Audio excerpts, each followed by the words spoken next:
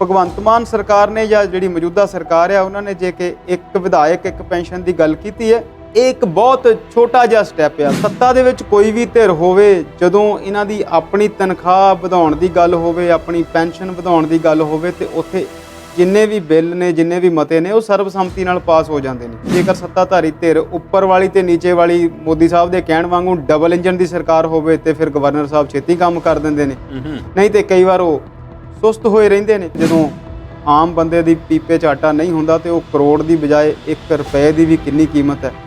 ਇਹ ਆਪਣੇ ਕੰਮਾਂ ਲਈ ਸੌਖੇ ਜਿਹੜੇ ਨੇ ਮਸਲੇ ਹੱਲ ਕਰ ਲੈਂਦੇ ਨੇ ਤੇ ਦੂਜੇ ਪਾਸੇ ਜਿਹੜੀ ਆ ਕਹਾਣੀਆਂ ਕਿਸੇ ਹੋਰ ਪਾਸੇ ਜਾਂਦੀਆਂ ਨੇ। ਮੁੱਖ ਮੰਤਰੀ ਸਾਹਿਬ ਆਪ ਪਹੁੰਚੇ, ਉਹਨਾਂ ਨੇ ਬਹੁਤ ਸਾਰੀਆਂ ਗੱਲਾਂ ਕੀਤੀਆਂ, ਪਿਛਲੇ 4-5 ਮਹੀਨਿਆਂ ਦੀਆਂ ਉੱਥੇ ਕਾਰਜਕਾਰੀਆਂ ਗਣਾਈਆਂ ਤੇ ਨਾਲ ਦੀ ਨਾਲ ਇਹ ਵੀ ਦੱਸਿਆ ਕਿ ਅਸੀਂ ਪੂਰੀ ਤਿਆਰੀ ਦੇ ਨਾਲ ਕਰਪਸ਼ਨ ਨੂੰ ਰੋਕ ਲਾਉਣ ਲਈ ਵੀ ਕਰ ਰਹੇ ਹਾਂ। ਉਹਨਾਂ ਨੇ ਉਹ ਧਰਮਸੌਤ ਵਾਲਾ ਕਿੱਸਾ ਵੀ ਸੁਣਾਇਆ ਕਿ ਅਸੀਂ ਜਦੋਂ ਸਾਡੇ ਕੋਲ ਫਾਈਲ ਕੰਪਲੀਟ ਹੋ ਜਾਂਦੀ ਆ, ਫਿਰ ਕਈ ਵਾਰ ਬੰਦੇ ਨੂੰ ਰਾਤ ਨੂੰ ਵੀ ਅਸੀਂ ਚੁੱਕ ਲੈਂਦੇ ਹਾਂ। ਛੜ ਪੁੰਨਿਆਂ ਦੇ ਮੌਕੇ ਤੇ ਦੋਨਾਂ ਹੀ ਸਿਆਸੀ ਧਿਰਾਂ ਵੱਲੋਂ, ਕਾਂਗਰਸ ਤੇ ਅਕਾਲੀ ਦਲ ਵੱਲੋਂ ਜਿਹੜੀ ਆ ਉਹ ਆਪਣੀ ਕਾਨਫਰੰਸ ਉੱਥੇ ਨਾ ਰੱਖਣਾ, ਲੋਕਾਂ ਦਾ ਉੱਥੇ ਨਾ ਪਹੁੰਚਣਾ, ਲੀਡਰਾਂ ਦਾ ਲੋਕਾਂ ਨੂੰ ਸੰਬੋਧਨ ਨਾ ਕਰ ਪਾਉਣਾ, ਇਸ ਗੱਲ ਦੀ ਗਵਾਹੀ ਦਿੰਦਾ ਹੈ ਕਿ ਹਾਲੇ ਤੱਕ ਇਹ ਜਿਹੜੀਆਂ ਧਿਰਾਂ ਨੇ ਉਹ ਹਾਰ ਤੋਂ ਉੱਭਰੀਆਂ ਨਹੀਂ। ਅਕਾਲੀ ਦਲ ਦੂਸਰੀ ਵਾਰ ਬਾਹਰ ਹੋਇਆ, ਉਹ 17-18 ਤੋਂ 3 ਤੇ ਆ ਗਿਆ ਤੇ ਕਾਂਗਰਸ ਵਾਲੇ 60 ਤੋਂ ਵੀ ਉੱਪਰ 70, 75, 77 ਸੀਟਾਂ ਸੀ ਤੇ ਇਹ 17-18 ਤੇ ਆ ਗਿਆ। ਕਿਤੇ ਅਗਲੀ ਵਾਰ ਹਾਲਾਤ ਹੋਰ ਖਰਾਬ ਨਾ ਹੋ ਜਾਣ। ਇਹਨਾਂ ਨੂੰ ਪੰਜਾਬ ਦੀ ਗੱਲ ਜਿਹੜੀ ਆ ਉਹ ਸਿਆਸੀ ਮੰਚ ਤੇ ਵੀ ਕਰਨੀ ਚਾਹੀਦੀ ਹੈ ਤੇ ਲੋਕਾਂ ਦੇ ਮੰਚ ਤੇ ਵੀ ਕਰਨੀ ਚਾਹੀਦੀ ਹੈ। ਅਸੀਂ ਆਪਣੀ ਫਸਲ ਦੇ ਲਈ ਇੰਨੇ ਕੁ ਪਰੇਸ਼ਾਨ ਆ, ਇੰਨੇ ਕੁ ਅਸੀਂ ਮਜਬੂਰ ਹੋ ਗਏ ਆ ਕਿ ਅਸੀਂ ਫਸਲ ਨੂੰ ਵੇਚਣ ਜਾਣਾ ਨਹੀਂ ਕਹਿੰਦੇ, ਅਸੀਂ ਸੁੱਟਣ ਜਾਣਾ ਕਹਿੰਦੇ ਆ। ਕਿਸਾਨ ਇੱਕ ਐਸੀ ਸ਼ਖਸੀਅਤ ਹੈ ਜਿਹਦਾ ਗੰਨਾ ਪਿਛਲੇ ਸਾਲ ਦਾ ਵੇਚਿਆ ਉਹਨੇ ਤੇ ਉਹ ਮਿੱਲ ਜਿਹੜੀ ਆ ਉਹਨੂੰ ਪੈਸੇ ਨਹੀਂ ਦੇ ਰਹੀ। ਅਖਬਾਰਾਂ ਦਾ ਹਰ ਪੰਨਾ ਕਹਿੰਦਾ ਹੈ ਕਿ ਕਿਸਾਨਾਂ ਦੇ ਹਾਲਾਤ ਖਰਾਬ ਨੇ, ਕਿਸਾਨਾਂ ਦੀ ਜੂਨ ਬੁਰੀ ਹੈ। ਜਦੋਂ ਅਸੀਂ ਫ੍ਰੀ ਬੀਜ ਦੀ ਗੱਲ ਕਰਦੇ ਹਾਂ, ਫਿਰ ਤੁਸੀਂ ਦੱਸਿਆ ਵੀ ਕੋਈ ਸਾਈਕਲ ਵੰਡਦਾ ਹੈ, ਕੋਈ ਸਾੜੀਆਂ ਵੰਡਦਾ ਹੈ, ਕੋਈ ਲੈਪਟਾਪ ਵੰਡਦਾ ਹੈ, ਕੋਈ ਮੁਫਤ ਦੀ ਬਿਜਲੀ ਦੀ ਗੱਲ ਕਰਦਾ ਹੈ। ਪਰ ਸੁਪਰੀਮ ਕੋਰਟ ਨੇ ਕਿਹਾ ਕਿ ਤੁਸੀਂ ਦੇਸ਼ ਦੇ ਆਰਥਿਕ ਹਾਲਾਤਾਂ ਦਾ ਖਿਆਲ ਜਿਹੜਾ ਆ ਉਹ ਕਿਉਂ ਨਹੀਂ ਰੱਖਦੇ। ਪ੍ਰਧਾਨ ਮੰਤਰੀ ਆਮ ਆਦਮੀ ਪਾਰਟੀ ਤੇ ਨਿਸ਼ਾਨਾ ਲਾ ਕੇ ਜਾਂ ਸਾਰੀਆਂ ਹੀ ਧਿਰਾਂ ਦੇ ਨਾਮ ਲੈ ਕੇ ਵੀ ਕਈ ਵਾਰ ਕਹਿੰਦੇ ਨੇ ਕਿ ਇਹ ਰੇਵੜੀਆਂ ਕੀ ਸਿਆਸਤ ਬੰਦ ਹੋਣੀ ਚਾਹੀਏ। ਤੇ 3 ਮਹੀਨੇ ਪਹਿਲਾਂ ਜਦੋਂ ਤੁਸੀਂ ਯੂਪੀ 'ਚ ਰੇਵੜੀਆਂ ਵੰਡਦੇ ਸੀ, ਕਿ ਉਹ ਰੇਵੜੀਆਂ ਕਿਸੇ ਹੋਰ ਗੁੜ ਨਾਲ ਬਣਾਈਆਂ ਹੋਈਆਂ ਸੀ ਤੇ ਇਹ ਰੇਵੜੀਆਂ ਕੁਝ ਹੋਰ ਨੇ। ਅਰਵਿੰਦ ਕੇਜਰੀਵਾਲ ਨੇ ਕਿਹਾ ਕਿ ਫ੍ਰੀ ਦੀਆਂ ਰੇਵੜੀਆਂ ਇਹ ਨਹੀਂ ਆ ਜਿਹੜੀਆਂ ਅਸੀਂ ਦੇ ਰਹੇ ਹਾਂ, ਫ੍ਰੀ ਦੀਆਂ ਰੇਵੜੀਆਂ ਤਾਂ ਉਹ ਨੇ ਜਿਹੜੀਆਂ ਤੁਸੀਂ 10-10 ਲੱਖ ਕਰੋੜ ਦੇ ਕਰਜ਼ ਜਿਹੜੇ ਆ ਰਾਈਟ ਆਫ ਕੀਤੇ ਨੇ ਪਿਛਲੇ ਸਾਲ 'ਚ। ਲੋਕ ਸਭਾ ਦੇ ਵਿੱਚ ਮੰਤਰੀ ਸਾਹਿਬ ਨੇ ਆਪ ਦੱਸਿਆ 1 ਸਾਲ ਦੇ ਵਿੱਚ 1 ਕਰੋੜ ਰੁਜ਼ਗਾਰ ਦੀ ਗੱਲ ਕੀਤੀ ਸੀ ਨਰਿੰਦਰ ਮੋਦੀ ਸਾਹਿਬ ਨੇ, ਤੇ ਹੁਣ ਸੰਸਦ ਵਿੱਚ ਦੱਸਦੇ ਨੇ ਕਿ ਅਸੀਂ ਪਿਛਲੇ 4 ਸਾਲਾਂ ਦੇ ਵਿੱਚ ਜਾਂ ਪਿਛਲੇ 2 ਸਾਲਾਂ ਦੇ ਵਿੱਚ ਅਸੀਂ 7 ਲੱਖ ਨੌਕਰੀ ਦਿੱਤੀ ਹੈ, ਜਦ ਕਿ ਮੰਗਣ ਵਾਲੇ 22 ਕਰੋੜ ਲੋਕ ਨੇ।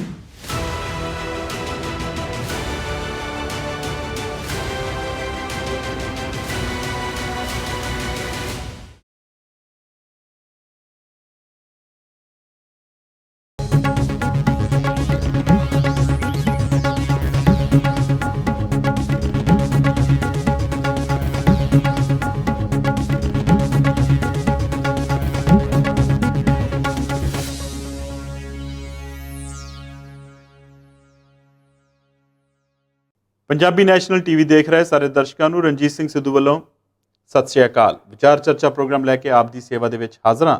ਪ੍ਰੋਗਰਾਮ ਦੇ ਵਿੱਚ ਅੱਜ ਮੇਰਾ ਸਾਥ ਦੇਣਗੇ ਅੰਮ੍ਰਿਤ ਸ਼ਰਮਾ ਜੀ। ਸਤਿ ਸ਼੍ਰੀ ਅਕਾਲ ਸਿੱਧੂ ਸਾਹਿਬ, ਬਹੁਤ-ਬਹੁਤ ਸ਼ੁਕਰੀਆ। ਅੱਜ ਦੇ ਪ੍ਰੋਗਰਾਮ 'ਚ ਅਸੀਂ ਕੁਝ ਵਿਸ਼ਿਆਂ ਤੇ ਕੁਝ ਖਬਰਾਂ ਤੇ ਗੱਲਬਾਤ ਕਰਾਂਗੇ। ਸਭ ਤੋਂ ਪਹਿਲਾਂ ਜਿਹੜੀ ਇੱਕ ਅੱਜ ਦੀ ਅਹਿਮ ਖਬਰ ਹੈ, ਇੱਕ ਵਿਧਾਇਕ ਇੱਕ ਪੈਨਸ਼ਨ। ਇੱਕ ਬਹੁਤ ਵੱਡਾ ਮੁੱਦਾ ਜਿਹੜੀ ਨਵੀਂ ਆਪ ਦੀ ਬਣੀ ਸਰਕਾਰ ਸੀ, ਜਦੋਂ ਸਰਕਾਰ ਬਣੀ ਆਉਂਦੇ ਕੁਝ ਦਿਨਾਂ 'ਚ ਹੀ ਉਹਨਾਂ ਨੇ ਮੁੱਦਾ ਚੁੱਕ ਲਿਆ ਸੀ।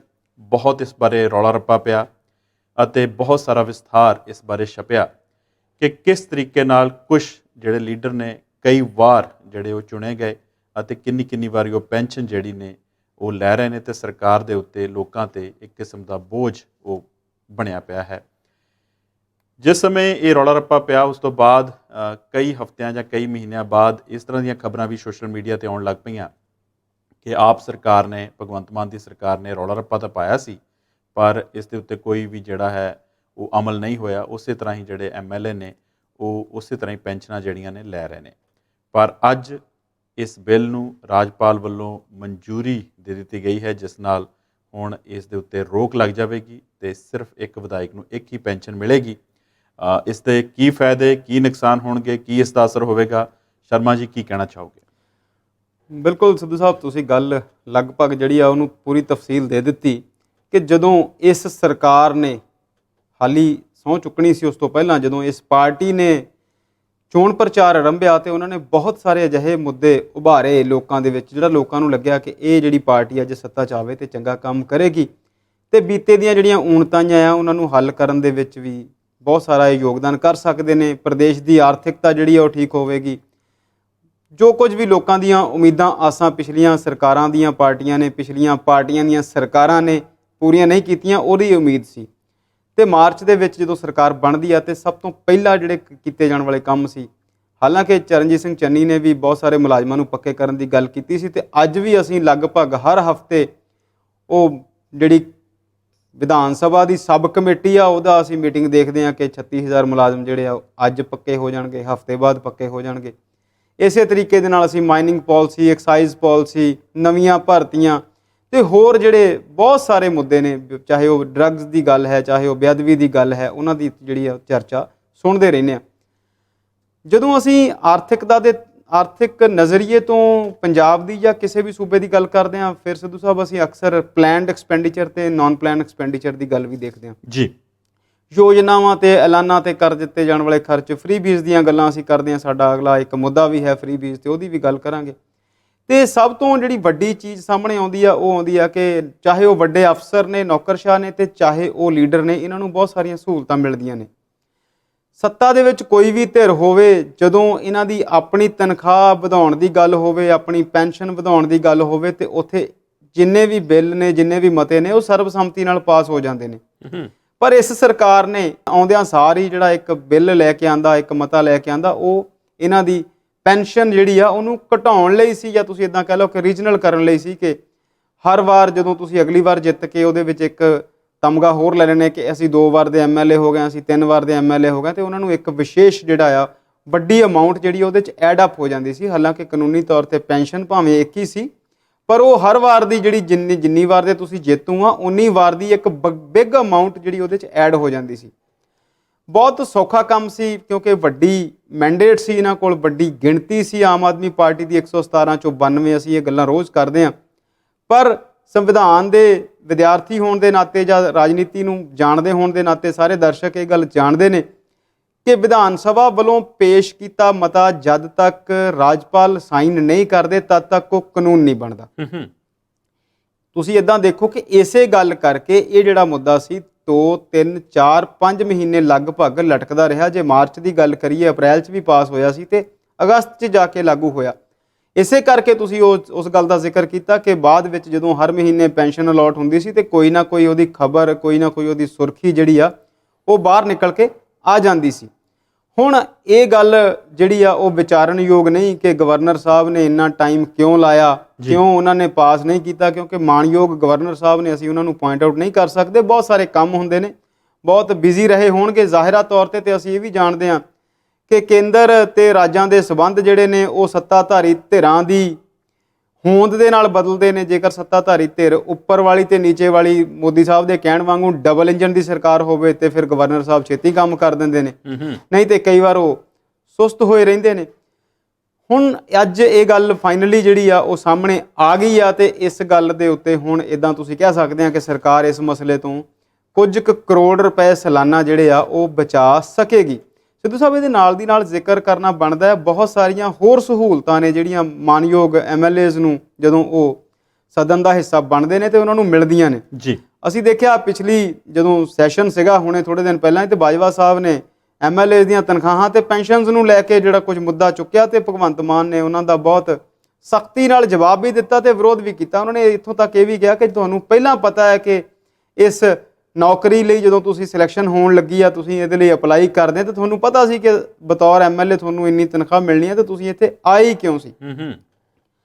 ਜਦੋਂ ਅਸੀਂ ਪੰਜਾਬ ਵਰਗੀ ਸਟੇਟ ਦੀ ਆਰਥਿਕਤਾ ਦੀ ਗੱਲ ਕਰਦੇ ਹਾਂ, ਜੇਕਰ 3 ਲੱਖ ਕਰੋੜ ਤੋਂ ਵੀ ਵੱਧ ਅਮਾਊਂਟ ਦਾ ਕਰਜ਼ਾ ਇਸ ਸੂਬੇ ਦੇ ਸਿਰ ਤੇ ਹੋਵੇ ਤੇ ਫਿਰ ਸੂਬੇ ਨੂੰ ਚਲਾਉਣ ਵਾਲੀ ਜਿਹੜੀ ਧਿਰ ਹੈ, ਚਾਹੇ ਉਹ ਐਮਐਲਏਜ਼ ਨੇ, ਚਾਹੇ ਉਹ ਰਾਜ ਸਭਾ ਮੈਂਬਰ ਨੇ, ਚਾਹੇ ਲੋਕ ਸਭਾ ਮੈਂਬਰ ਨੇ, ਚਾਹੇ ਨੌਕਰਸ਼ਾਹ ਨੇ, ਚਾਹੇ ਉਹ ਹੋਰ ਵੱਡੇ ਵੱਡੇ ਅਧਿਕਾਰੀ ਨੇ ਜਿਨ੍ਹਾਂ ਦੀ ਨਿਯੁਕਤੀ ਜਿਹੜੀ ਆ ਸਰਕਾਰ ਵੱਲੋਂ ਕੀਤੀ ਜਾਂਦੀ ਆ, ਮੈਨੂੰ ਤਾਂ ਇੱਦਾਂ ਲੱਗਦਾ ਕਿ ਇਹਨਾਂ ਨੂੰ ਵੈਸੇ ਹੀ ਸੂਬੇ ਦੇ ਹਿੱਤ ਵਿੱਚ, ਲੋਕ ਹਿੱਤ ਵਿੱਚ, ਜਨ ਹਿੱਤ ਵਿੱਚ ਇਹੋ ਜਿਹੇ ਫੈਸਲੇ ਜਿਹੜੇ ਆ ਉਹ ਕਰ ਲੈਣੇ ਚਾਹੀਦੇ ਨੇ ਤੇ ਗਵਰਨਰ ਸਾਹਿਬ ਨੂੰ ਵੀ ਇਸ ਗੱਲ ਦੀ ਖਿਆਲ ਰੱਖਣਾ ਚਾਹੀਦਾ ਸੀ ਕਿ 2-3 ਮਹੀਨੇ ਜਿਹੜੇ ਗਵਾਏ ਨੇ, ਜੇ 17 15 20 ਕਰੋੜ ਦਾ ਵੀ ਰੌਲਾ ਸਾਲ ਦਾ ਹੈਗਾ ਤੇ 5-7 ਕਰੋੜ ਦਾ ਉਹਨਾਂ ਨੇ ਨੁਕਸਾਨ ਹੋਰ ਕਰਵਾਇਆ ਹੀ ਹੈ। ਪਰ ਗੱਲ ਇਹ ਆ ਜੀ, ਇਹ ਵੱਡੇ ਵੱਡੇ ਲੋਕ ਨੇ, ਇਹਨਾਂ ਨੂੰ ਕੀ ਪਤਾ ਹੈ ਕਿ ਜਦੋਂ ਆਮ ਬੰਦੇ ਦੀ ਪੀਪੇ 'ਚ ਆਟਾ ਨਹੀਂ ਹੁੰਦਾ ਤੇ ਉਹ ਕਰੋੜ ਦੀ ਬਜਾਏ 1 ਰੁਪਏ ਦੀ ਵੀ ਕਿੰਨੀ ਕੀਮਤ ਹੈ। ਇਹ ਆਪਣੇ ਕੰਮਾਂ ਲਈ ਸੌਖੇ ਜਿਹੜੇ ਨੇ ਮਸਲੇ ਹੱਲ ਕਰ ਲੈਂਦੇ ਨੇ ਤੇ ਦੂਜੇ ਪਾਸੇ ਜਿਹੜੀ ਆ ਕਹਾਣੀਆਂ ਕਿਸੇ ਹੋਰ ਪਾਸੇ ਜਾਂਦੀਆਂ ਨੇ। ਹੁਣੇ ਕੁਝ ਦਿਨ ਪਹਿਲਾਂ RBI ਨੇ ਪੰਜਾਬ ਸਮੇਤ ਦੇਸ਼ ਦੀਆਂ ਕੁਝ ਰਾਜਾਂ ਦੀ ਕਰਜ਼ੇ ਦੀ ਗੱਲ ਕੀਤੀ ਸੀ ਤੇ ਪੰਜਾਬ ਉਹਦੇ 'ਚ ਜਦੋਂ ਸ਼ਾਮਲ ਹੁੰਦਾ, ਫਿਰ ਅਸੀਂ ਜਦੋਂ ਪੰਜਾਬ ਦੀ ਖੇਤੀ, ਪੰਜਾਬ ਦੀ ਆਰਥਿਕਤਾ, ਪੰਜਾਬ ਦੇ ਉਦਯੋਗਿਕ ਢਾਂਚੇ ਤੇ 40 ਕੁ ਸਾਲ ਪਹਿਲਾਂ ਦੇ ਪੰਜਾਬ ਨੂੰ ਦੇਖਦੇ ਹਾਂ, ਫਿਰ ਉਹ ਕਦੇ ਪਹਿਲੇ ਨੰਬਰ ਤੇ ਹੁੰਦਾ ਸੀ ਤੇ ਹੁਣ ਉਹ 11ਵੇਂ 12ਵੇਂ ਨੰਬਰ ਤੇ ਆਉਂਦਾ ਹੈ। ਹਰਿਆਣੇ ਤੋਂ ਵੀ ਹਾਲਾਤ ਜਿਹੜੇ ਨੇ ਉਹ ਪਿੱਛੇ ਆਉਂਦੇ ਨੇ।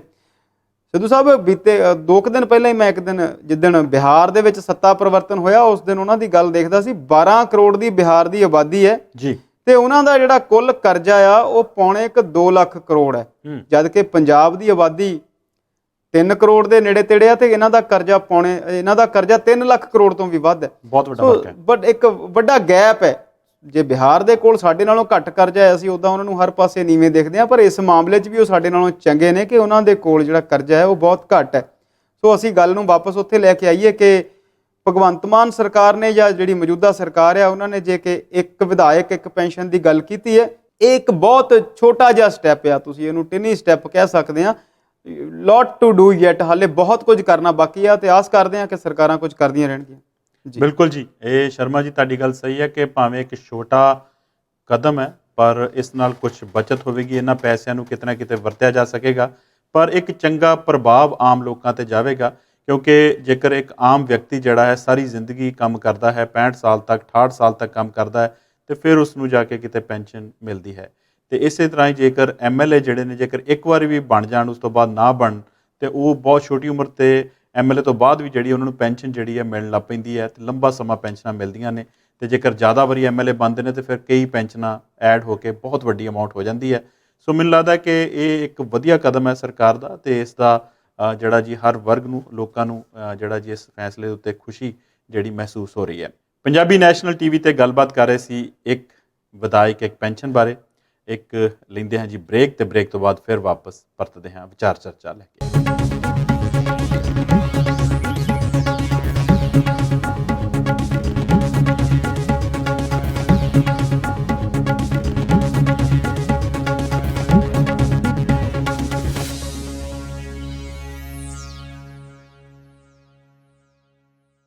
ਪੰਜਾਬੀ ਨੈਸ਼ਨਲ TV ਇਸ ਸਮੇਂ ਤੁਸੀਂ ਦੇਖ ਰਹੇ ਹੋ। ਮੈਂ ਆਪ ਜੀ ਦਾ ਹੋਸਟ ਰਣਜੀਤ ਸਿੱਧੂ, ਮੇਰੇ ਨਾਲ ਪ੍ਰੋਗਰਾਮ 'ਚ ਸਾਥ ਦੇ ਰਹੇ ਨੇ ਅੰਮ੍ਰਿਤ ਸ਼ਰਮਾ ਜੀ। ਸ਼ਰਮਾ ਜੀ, ਥੋੜ੍ਹੀ ਜਿਹੀ ਗੱਲਬਾਤ ਆਪਾਂ ਕਰਾਂਗੇ ਜੀ ਰੱਖੜ ਪੁੰਨਿਆ ਦੀ। ਇੱਕ ਬਹੁਤ ਵਧੀਆ ਤਿਉਹਾਰ ਸਾਰੇ ਪੰਜਾਬ ਦੇ ਵਿੱਚ, ਸਾਰੇ ਭਾਰਤ 'ਚ ਤੇ ਵਿਸ਼ਵ ਦੇ ਵਿੱਚ ਇਹ ਤਿਉਹਾਰ ਮਨਾਇਆ ਗਿਆ ਹੈ ਜੀ। ਇਸ ਤਿਉਹਾਰ ਦੇ ਉੱਤੇ ਖਾਸ ਤੌਰ ਦੇ ਉੱਤੇ ਬਾਬਾ ਬਕਾਲਾ ਵਿਖੇ ਬਹੁਤ ਵੱਡੇ ਪੱਧਰ 'ਤੇ ਸੰਗਤਾਂ ਪਹੁੰਚਦੀਆਂ ਨੇ, ਗੁਰੂ ਘਰ ਨਤਮਸਤਕ ਹੁੰਦੀਆਂ ਨੇ ਜੀ। ਤੇ ਉੱਥੇ ਸਿਆਸੀ ਰੈਲੀਆਂ ਵੀ ਹਰ ਸਾਲ ਲੱਗਦੀਆਂ ਨੇ, ਹੁੰਦੀਆਂ ਨੇ, ਸਟੇਜਾਂ ਲੱਗਦੀਆਂ ਨੇ, ਵੱਡੇ ਵੱਡੇ ਭਾਸ਼ਣ ਦਿੱਤੇ ਜਾਂਦੇ ਨੇ। ਤੇ ਇਸ ਵਾਰ ਜਿਹੜੀ ਆ ਆਪ ਸਰਕਾਰ ਵੱਲੋਂ ਤਾਂ ਉੱਥੇ ਜਿਹੜੀ ਹੈ ਸਿਆਸੀ ਸਟੇਜ ਲਗਾਈ ਗਈ ਸੀ, ਪਰ ਬਾਕੀ ਪਾਰਟੀਆਂ ਗੈਰ ਹਾਜ਼ਰ ਰਹੀਆਂ।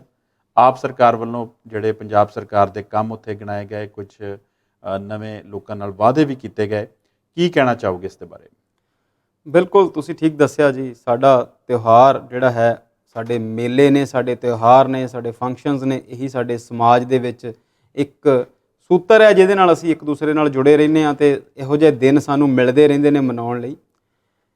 ਤੇ ਤੁਸੀਂ ਗੱਲ ਕੀਤੀ ਰੱਖੜ ਪੁੰਨਿਆਂ ਦੀ, ਬਿਲਕੁਲ ਮਾਝੇ ਦੇ ਵਿੱਚ ਇੱਕ ਵੱਡਾ ਤਿਉਹਾਰ, ਇੱਕ ਵੱਡੀ ਧਾਰਮਿਕ ਜਗ੍ਹਾ ਦੇ ਉੱਤੇ ਇਸ ਚੀਜ਼ ਦਾ ਜਿਹੜਾ ਮੇਲਾ ਆ ਉਹ ਲੱਗਦਾ ਹੈ ਤੇ ਉੱਥੇ ਸਿਆਸੀ ਕਾਨਫਰੰਸ ਅਕਸਰ ਹੁੰਦੀਆਂ ਨੇ ਤੇ ਚਰਚਾ ਦੇ ਵਿੱਚ ਵੀ ਉਹ ਸਿਆਸੀ ਕਾਨਫਰੰਸਿਸ ਜਿਹੜੀਆਂ ਰਹਿੰਦੀਆਂ ਨੇ। ਪਰ ਗੱਲ ਤੁਹਾਡੀ ਠੀਕ ਹੈ ਕਿ ਇਸ ਵਾਰ ਉਹ ਜਿਹੜੀਆਂ ਸਿਆਸੀ ਕਾਨਫਰੰਸਿਸ ਸੀਗੀਆਂ ਉਹ ਬਿਲਕੁਲ ਉਸੇ ਤਰ੍ਹਾਂ ਰਹੀਆਂ ਸਿੱਧੂ ਸਾਹਿਬ ਜਿਵੇਂ ਵਿਧਾਨ ਸਭਾ ਦੇ ਹਾਲ ਨੇ। ਉੱਥੇ ਵੀ 117 ਚੋਂ 92 ਸੀਟਾਂ ਲੈ ਕੇ ਇੱਕੋ ਹੀ ਪਾਰਟੀ ਹੈ। ਕਾਂਗਰਸ ਕੋਲ ਹਾਲਾਂਕਿ ਗੁਜ਼ਾਰੇ ਜੋਗੀਆਂ ਸੀਟਾਂ ਤੁਸੀਂ ਕਹਿ ਲਓ ਕਿ ਹੈਗੀਆਂ ਨੇ, ਹਾਲਾਂਕਿ ਪਹਿਲਾਂ ਉਹ ਸਰਕਾਰ 'ਚ ਸੀ, ਹੁਣ 17-18 ਨੇ। ਤੇ ਸ਼੍ਰੋਮਣੀ ਅਕਾਲੀ ਦਲ ਅਸੀਂ ਜਾਣਦੇ ਹੀ ਹਾਂ ਕਿ ਉਹਨਾਂ ਦੇ ਹਾਲਾਤ ਜਿਹੜੇ ਨੇ ਉਹ ਚੰਗੇ ਨਹੀਂ। ਸ਼ਾਇਦ ਇਸੇ ਕਰਕੇ ਸਾਰੀਆਂ ਸਿਆਸੀ ਧਿਰਾਂ ਨੇ ਉੱਥੋਂ ਕੰਨੀ ਕਤਰਾਈ। ਸ਼੍ਰੋਮਣੀ ਅਕਾਲੀ ਦਲ ਜਿਨ੍ਹਾਂ ਨੂੰ ਉੱਥੇ ਇੱਕ ਸਟੇਜ ਜਿਹੜੀ ਆ ਉਹ ਪਰ ਫਿਕਸ ਮਿਲਦੀ ਸੀ SGPC ਵੱਲੋਂ ਲਗਾਈ ਹੋਈ, ਕਿਉਂਕਿ ਉਹ ਧਾਰਮਿਕ ਸਮਾਗਮ ਜਿਹੜਾ ਹੈ ਉਹ ਸਿੱਖ ਧਰਮ ਨਾਲ ਜੁੜਿਆ ਹੋਇਆ ਹੁੰਦਾ ਸੀ। ਪਰ ਇਸ ਵਾਰ ਉੱਥੇ ਉਹ ਸਾਰੀਆਂ ਧਿਰਾਂ ਜਿਹੜੀਆਂ ਨੇ, ਦੋਨੋਂ ਹੀ ਰਵਾਇਤੀ ਧਿਰਾਂ ਤੁਸੀਂ ਕਹਿ ਲਓ, ਹੁਣ ਤਾਂ ਵੈਸੇ ਤੀਸਰੀ ਵੀ ਰਵਾਇਤੀ ਧਿਰ ਆ, ਕਿਉਂਕਿ ਇਹ ਵੀ ਲਗਭਗ ਸਿਆਸਤ ਦੀਆਂ ਸਾਰੀਆਂ ਰਵਾਇਤਾਂ ਮਨਾ ਰਹੇ ਨੇ। ਇਹਨਾਂ ਦੇ MLAs ਵੀ ਲੋਕਾਂ ਨਾਲ ਲੜਦੇ ਨਜ਼ਰ ਆਉਂਦੇ ਨੇ, ਅਫਸਰਾਂ ਨੂੰ ਦਬਕੇ ਮਾਰਦੇ ਵੀ ਨਜ਼ਰ ਆਉਂਦੇ ਨੇ। ਚਲੋ ਹਾਲੇ ਥੋੜ੍ਹਾ ਸਮਾਂ ਫੇਰ ਵੀ ਛੱਡ ਦਿੰਦੇ ਆ ਆਮ ਆਦਮੀ ਪਾਰਟੀ ਨੂੰ, ਕਿਉਂਕਿ ਆਸ ਕਰਦੇ ਹਾਂ ਕਿ ਇਹ ਟਰੈਕ ਬਦਲ ਲੈਣਗੇ, ਰਵਾਇਤਾਂ ਵਾਲਾ ਟਰੈਕ ਨਹੀਂ ਅਪਣਾਉਣਗੇ। ਪਰ ਅਸੀਂ ਗੱਲ ਕਰਦੇ ਸੀ ਰੱਖੜ ਪੁੰਨਿਆਂ ਦੀ, ਤੇ ਉੱਥੇ ਸਿਰਫ ਔਰ ਸਿਰਫ ਆਮ ਆਦਮੀ ਪਾਰਟੀ ਨੇ ਹੀ ਆਪਣੀ ਸਿਆਸੀ ਜਿਹੜੀ ਆ ਕਾਨਫਰੰਸ ਲਾਈ। ਹੋ ਸਕਦਾ ਹੈ ਬਾਕੀ ਧਿਰਾਂ ਦੇ ਕੋਲ ਸਾਧਨ ਨਾ ਹੋਣ, ਕੇਡਰ ਤੇ ਹਾਲੇ ਹੈਗਾ, ਲੋਕ ਤੇ ਹਾਲੇ ਇਹਨਾਂ ਨਾਲ ਜੁੜੇ ਹੋਏ ਨੇ, ਕਿਉਂਕਿ ਤਿਰੰਗਾ ਯਾਤਰਾ ਅਸੀਂ ਦੇਖਦੇ ਹਾਂ ਪੰਜਾਬ ਦੇ ਵਿੱਚ ਕਾਫੀ ਸ਼ਹਿਰਾਂ 'ਚ ਨਿਕਲਦੀ ਆ, ਤੇ ਕਾਂਗਰਸ ਦੇ ਲੋਕ ਉੱਥੇ ਨਜ਼ਰ ਆਉਂਦੇ ਨੇ। ਰੱਖੜ ਪੁੰਨਿਆਂ ਦੇ ਮੌਕੇ 'ਤੇ ਦੋਨਾਂ ਹੀ ਸਿਆਸੀ ਧਿਰਾਂ ਵੱਲੋਂ, ਕਾਂਗਰਸ ਤੇ ਅਕਾਲੀ ਦਲ ਵੱਲੋਂ ਜਿਹੜੀ ਆ ਉਹ ਆਪਣੀ ਕਾਨਫਰੰਸ ਉੱਥੇ ਨਾ ਰੱਖਣਾ, ਲੋਕਾਂ ਦਾ ਉੱਥੇ ਨਾ ਪਹੁੰਚਣਾ, ਲੀਡਰਾਂ ਦਾ ਲੋਕਾਂ ਨੂੰ ਸੰਬੋਧਨ ਨਾ ਕਰ ਪਾਉਣਾ, ਇਸ ਗੱਲ ਦੀ ਗਵਾਹੀ ਦਿੰਦਾ ਕਿ ਹਾਲੇ ਤੱਕ ਇਹ ਜਿਹੜੀਆਂ ਧਿਰਾਂ ਨੇ ਉਹ ਹਾਰ ਤੋਂ ਉੱਭਰੀਆਂ ਨਹੀਂ। ਹਾਲੇ ਤੱਕ ਇਹਨਾਂ ਨੇ ਆਪਣੇ ਮਸਲਿਆਂ ਨੂੰ ਵਿਚਾਰਿਆ ਨਹੀਂ, ਹਾਲੇ ਤੱਕ ਇਹਨਾਂ ਨੇ ਹਾਰ ਦਾ ਵਿਸ਼ਲੇਸ਼ਣ ਨਹੀਂ ਕੀਤਾ। ਇਸ ਤੋਂ ਵੀ ਅੱਗੇ ਲੰਘ ਕੇ ਇਹਨਾਂ ਨੇ ਹਾਲੇ ਤੱਕ ਪੰਜਾਬ ਦੀ ਅਸਲ ਸਥਿਤੀ ਨੂੰ ਜਾਣਿਆ ਨਹੀਂ, ਪਛਾਣਿਆ ਨਹੀਂ, ਭਾਂਪਿਆ ਨਹੀਂ, ਉਹਦਾ ਇਹ ਸੁੱਗ ਬੁਗਾਹਟ ਨਹੀਂ ਲੈ ਸਕੇ। ਇਹਨਾਂ ਨੂੰ ਹਾਲੇ ਤੱਕ ਉਸ ਗੱਲ ਤੱਕ ਸਮਝ ਨਹੀਂ ਲੱਗੀ ਕਿ ਲੋਕਾਂ ਦੇ ਸਾਹਮਣੇ ਲੋਕਾਂ ਦੇ ਮੁੱਦੇ ਹਾਲੇ ਵੀ ਖੜੇ ਨੇ, ਤੇ ਉਹਨਾਂ ਮੁੱਦਿਆਂ ਨੂੰ ਸਰਕਾਰ ਸਾਹਮਣੇ ਕਿਵੇਂ ਲੈ ਕੇ ਆਉਣਾ ਹੈ, ਲੋਕਾਂ ਸਾਹਮਣੇ ਕਿਵੇਂ ਪਰੋਸਣਾ ਹੈ, ਇਸ ਦੇ ਵਿੱਚ ਦੋਨੋਂ ਹੀ ਧਿਰਾਂ ਹਾਲੇ ਤੱਕ ਨਾਕਾਮਯਾਬ ਨਜ਼ਰ ਆਉਂਦੀਆਂ ਨੇ। ਨਹੀਂ ਤੇ ਸਾਡੇ ਵਰਗੇ ਬਹੁਤ ਸਾਰੇ ਲੋਕ ਅਜਿਹੇ ਨੇ ਜਿਹੜੇ ਸਰਕਾਰ ਦੀਆਂ 20 ਨਾਕਾਮਯਾਬੀਆਂ ਰੋਜ਼ ਗਿਣਾਉਂਦੇ ਨੇ, ਤੇ ਕਿਉਂ ਇਹ ਲੋਕ ਆਪਣੀ ਗੱਲ ਸਰਕਾਰ ਸਾਹਮਣੇ ਰੱਖਣ ਤੋਂ ਨਾਕਾਬਲ ਹੋ ਰਹੇ ਨੇ, ਫੇਲ ਹੋ ਰਹੇ ਨੇ, ਇਹ ਤਾਂ ਇਹੀ ਜਾਣ ਸਕਦੇ ਨੇ। ਇਹਨਾਂ ਕੋਲ ਵੱਡਾ ਸਮੂਹ ਹੈ, ਵੱਡੇ ਥਿੰਕਰਸ ਨੇ, ਚਾਹੇ ਸ਼੍ਰੋਮਣੀ ਅਕਾਲੀ ਦਲ ਦੀ ਗੱਲ ਕਰੀਏ, ਬੜੇ ਬੜੇ ਪ੍ਰੋਫੈਸਰ ਸਾਹਿਬ ਨੇ ਇਹਨਾਂ ਕੋਲ ਜਿਹੜੇ ਇਹਨਾਂ ਨੂੰ ਪਹਿਲਾਂ ਲਿਖ ਕੇ ਭਾਸ਼ਣ ਦਿੰਦੇ ਸੀ। ਜੇ ਕਾਂਗਰਸ ਦੀ ਗੱਲ ਕਰੀਏ ਤੇ ਇਹਨਾਂ ਕੋਲ ਵੱਡੇ ਵੱਡੇ ਲੀਡਰ ਨੇ ਜਿਹੜੇ, ਚਲੋ ਮੰਨ ਲੈਂਦੇ ਆ ਕਿ ਕੁਝ ਲੋਕ ਹਾਈ ਕੋਰਟ ਵਾਲੇ ਪਾਸੇ ਜਮਾਨਤਾਂ ਲੱਭਦੇ ਫਿਰਦੇ ਨੇ, ਤੇ ਕੁਝ ਵਿਦੇਸ਼ ਯਾਤਰਾ ਤੇ ਗਏ ਹੋਏ ਨੇ, ਪਰ ਫੇਰ ਵੀ ਇਹਨਾਂ ਨੂੰ ਪੰਜਾਬ ਦੀ ਗੱਲ, ਪੰਜਾਬੀਆਂ ਦੀ ਗੱਲ ਤੇ ਲੋਕਾਂ ਦੀ ਗੱਲ ਜਿਹੜੀ ਆ ਕਰਨੀ ਚਾਹੀਦੀ ਹੈ, ਉੱਥੇ ਪਹੁੰਚਣਾ ਚਾਹੀਦਾ ਸੀ। ਉਹ ਸਾਰੀਆਂ ਚੀਜ਼ਾਂ ਜਿਹੜੀਆਂ ਨੇ, ਜਦੋਂ ਤੁਸੀਂ ਉਹਦੇ 'ਚੋਂ ਮਨਫੀ ਹੁੰਦੇ ਆ, ਆਪਾਂ ਇਸ ਗੱਲ ਨੂੰ ਮੰਨ ਲੈਂਦੇ ਆ ਕਿ ਨੇੜਲੇ ਭਵਿੱਖ ਦੇ ਵਿੱਚ ਕੋਈ ਵੱਡੀਆਂ ਚੋਣਾਂ ਨਹੀਂ ਆ ਰਹੀਆਂ, ਪਰ ਫਿਰ ਵੀ ਲੋਕਲ ਬਾਡੀਜ਼ ਦੀਆਂ ਇਲੈਕਸ਼ਨ ਜਿਹੜੀਆਂ ਨੇ ਉਹ ਬਹੁਤ ਨੇੜੇ ਨੇ, ਨਗਰ ਨਿਗਮ ਦੀਆਂ ਚੋਣਾਂ ਸਿਰ 'ਤੇ ਪਈਆਂ ਨੇ, ਤੇ 24 ਵੀ ਕੋਈ ਦੂਰ ਨਹੀਂ। ਤੇ ਜੇਕਰ ਤੁਸੀਂ ਆਪਣੀ ਕੋਈ ਤਿਆਰੀ ਹੀ ਨਹੀਂ ਵਿੱਢਦੇ, ਜੇਕਰ ਤੁਸੀਂ ਜਿੱਥੇ ਲੱਖਾਂ ਦੀ ਗਿਣਤੀ ਦੇ ਵਿੱਚ ਇਕੱਠ ਹੈ ਔਰ ਕਾਫੀ ਸਾਲਾਂ ਤੋਂ ਅਸੀਂ ਉੱਥੇ ਆਪਣੀ ਹਾਜ਼ਰੀ ਲਗਵਾਉਂਦੇ ਹਾਂ, ਸੰਗਤ ਉੱਥੇ ਵੱਡੀ ਗਿਣਤੀ 'ਚ ਆਉਂਦੀ ਆ, ਇੱਕ ਬਣਿਆ ਬਣਾਇਆ ਪਲੇਟਫਾਰਮ ਆ, ਕੋਈ ਬਹੁਤੀ ਤਰੱਦਦ ਨਹੀਂ ਕਰਨੀ ਪੈਂਦੀ। ਪਰ ਇਸ ਵਾਰ ਉੱਥੇ ਆਮ ਆਦਮੀ ਪਾਰਟੀ ਦੇ ਤੌਰ 'ਤੇ ਵੱਡੀ ਕਾਨਫਰੰਸ ਹੋਈ, ਤੇ ਮੁੱਖ ਮੰਤਰੀ ਸਾਹਿਬ ਆਪ ਪਹੁੰਚੇ। ਉਹਨਾਂ ਨੇ ਬਹੁਤ ਸਾਰੀਆਂ ਗੱਲਾਂ ਕੀਤੀਆਂ, ਪਿਛਲੇ 4-5 ਮਹੀਨਿਆਂ ਦੀਆਂ ਉੱਥੇ ਕਾਰਜਕਾਰੀਆਂ ਗਿਣਾਈਆਂ, ਤੇ ਨਾਲ ਦੀ ਨਾਲ ਇਹ ਵੀ ਦੱਸਿਆ ਕਿ ਅਸੀਂ ਪੂਰੀ ਤਿਆਰੀ ਦੇ ਨਾਲ ਕਰਪਸ਼ਨ ਨੂੰ ਰੋਕ ਲਾਉਣ ਲਈ ਵੀ ਕਰ ਰਹੇ ਹਾਂ। ਉਹਨਾਂ ਨੇ ਉਹ ਧਰਮਸੌਤ ਵਾਲਾ ਕਿੱਸਾ ਵੀ ਸੁਣਾਇਆ ਕਿ ਅਸੀਂ ਜਦੋਂ ਸਾਡੇ ਕੋਲ ਫਾਈਲ ਕੰਪਲੀਟ ਹੋ ਜਾਂਦੀ ਆ, ਫਿਰ ਕਈ ਵਾਰ ਬੰਦੇ ਨੂੰ ਰਾਤ ਨੂੰ ਵੀ ਅਸੀਂ ਚੁੱਕ ਲੈਂਦੇ ਹਾਂ। ਨਾਲ ਦੀ ਨਾਲ ਉਹਨਾਂ ਨੇ ਨਵੀਆਂ ਘੋਸ਼ਣਾਵਾਂ ਵੀ ਕੀਤੀਆਂ, ਕਿਉਂਕਿ ਰੱਖੜੀ ਦਾ ਮੌਕਾ ਸੀ ਤੇ ਇਸਤਰੀਆਂ ਨਾਲ ਸੰਬੰਧਿਤ, ਭੈਣਾਂ ਨਾਲ ਸੰਬੰਧਿਤ ਤਿਉਹਾਰ ਹੋਣ ਕਰਕੇ ਉਹਨਾਂ ਨੇ 6000 ਤੋਂ ਵੱਧ ਜਿਹੜੀਆਂ ਨੌਕਰੀਆਂ ਆਂਗਨਵਾੜੀ ਸੈਕਟਰ ਦੇ ਵਿੱਚ ਦੇਣ ਦੀ ਵੀ ਗੱਲ ਕੀਤੀ ਹੈ।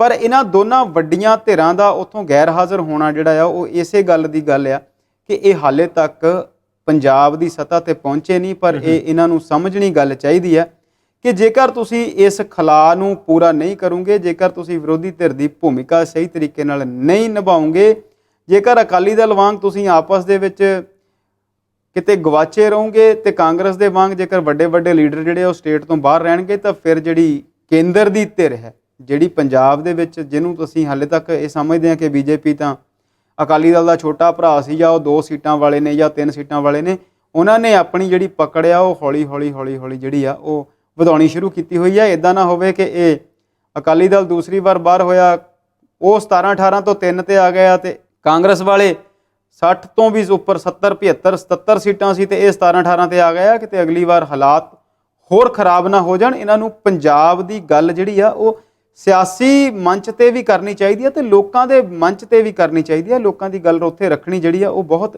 ਜ਼ਰੂਰੀ ਹੈ। ਜੀ ਕੁਛ ਗੱਲਬਾਤ ਸ਼ਰਮਾ ਜੀ ਆਪਾਂ ਕਰਾਂਗੇ। ਫਗਵਾੜਾ ਨੇੜੇ ਕਿਸਾਨਾਂ ਵੱਲੋਂ ਧਰਨਾ ਦਿੱਤਾ ਜਾ ਰਿਹਾ ਹੈ ਜੀ ਆਪਣੀਆਂ ਮੰਗਾਂ ਨੂੰ ਲੈ ਕੇ, ਖਾਸ ਤੌਰ ਤੇ ਜਿਹੜੇ ਉਹਨਾਂ ਦੇ ਪੈਸੇ ਫਸੇ ਹੋਏ ਨੇ ਮਿਲ ਦੇ ਨਾਲ ਲੈ ਕੇ ਉਸ ਨੂੰ।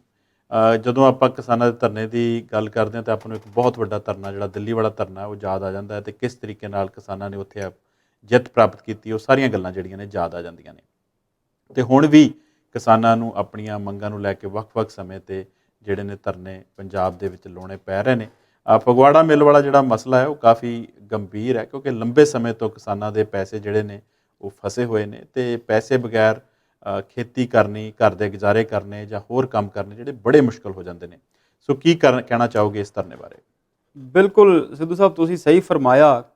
ਅਸੀਂ ਇਹ ਗੱਲ ਕਈ ਵਾਰ ਸੁਣਦੇ ਹਾਂ, ਸਾਡੇ ਕੋਲ ਕਈ ਕਹਾਵਤਾਂ, ਕਈ ਚੁਟਕਲੇ ਅਤੇ ਬਹੁਤ ਸਾਰੇ ਵਿਖਿਆਨ ਨੇ, ਫਿਲਮਾਂ ਨੇ, ਕਹਾਣੀਆਂ ਨੇ ਕਿਸਾਨੀ ਨਾਲ ਜੁੜੀਆਂ ਹੋਈਆਂ।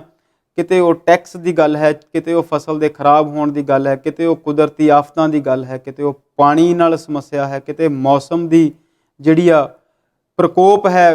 ਕਈ ਵਾਰ ਮੌਸਮ ਬਦਲ ਜਾਂਦਾ ਹੈ, ਫਸਲ ਖਰਾਬ ਹੋ ਜਾਂਦੀ ਹੈ। ਪਰ ਇਸ ਸਭ ਦੇ ਬਾਵਜੂਦ ਵੀ ਕਿਸਾਨ ਬਹੁਤ ਮਿਹਨਤ ਨਾਲ ਜਿਹੜੀ ਆ ਉਹ ਆਪਣੀ ਖੇਤੀ ਕਰਦਾ ਹੈ, ਅਤੇ ਜਦੋਂ ਉਸ ਫਸਲ ਨੂੰ ਪਕਾ ਕੇ, ਫਸਲ ਨੂੰ ਵੱਢ ਕੇ, ਸਮੇਟ ਕੇ ਵੇਚਣ ਲਈ ਜਾਂਦਾ ਹੈ, ਅਤੇ ਫਿਰ ਵੀ ਉਸ ਸਭ ਦੇ ਬਾਵਜੂਦ ਉਹਨੂੰ ਬਹੁਤ ਕੁਝ ਚੀਜ਼ਾਂ ਜਿਹੜੀਆਂ ਉਹ ਝੱਲਣੀਆਂ ਪੈਂਦੀਆਂ ਨੇ। ਸਵਾਮੀਨਾਥਨ ਰਿਪੋਰਟ ਦੀ ਅਸੀਂ ਗੱਲ ਕਰਦੇ ਹਾਂ। ਕੁਝ ਦਿਨ ਪਹਿਲਾਂ ਡਾਕਟਰ ਸਵਾਮੀਨਾਥਨ ਦਾ ਜਨਮ ਦਿਨ ਮਨਾਇਆ, ਅਤੇ ਮੋਦੀ ਸਾਹਿਬ ਹੋਣ, ਚਾਹੇ ਕੇਜਰੀਵਾਲ ਸਾਹਿਬ ਹੋਣ, ਚਾਹੇ ਭਗਵੰਤ ਮਾਨ ਹੋਵੇ, ਅਤੇ ਚਾਹੇ ਪ੍ਰਕਾਸ਼ ਸਿੰਘ ਬਾਦਲ ਹੋਣ, ਅਤੇ ਕੈਪਟਨ ਅਮਰਿੰਦਰ ਸਿੰਘ ਹੋਣ, ਸਾਰੇ ਹੀ ਆਪਣੇ ਆਪ ਨੂੰ ਕਿਸਾਨ ਹਿਤੈਸ਼ੀ ਦੱਸਦੇ ਨੇ, ਕਿਸਾਨ ਪੱਖੀ ਦੱਸਦੇ ਨੇ। ਵਿਧਾਨ ਸਭਾ ਦੇ ਵਿੱਚ ਭਾਸ਼ਣ ਹੋਵੇ, ਚਾਹੇ ਲੋਕ ਸਭਾ ਦੇ ਵਿੱਚ ਹੋਵੇ, ਸਾਰੇ ਹੀ ਕਹਿ ਦਿੰਦੇ ਨੇ ਕਿ ਕਿਸਾਨ ਆਤਮ ਹੱਤਿਆ ਨਹੀਂ ਕਰ ਰਹੇ।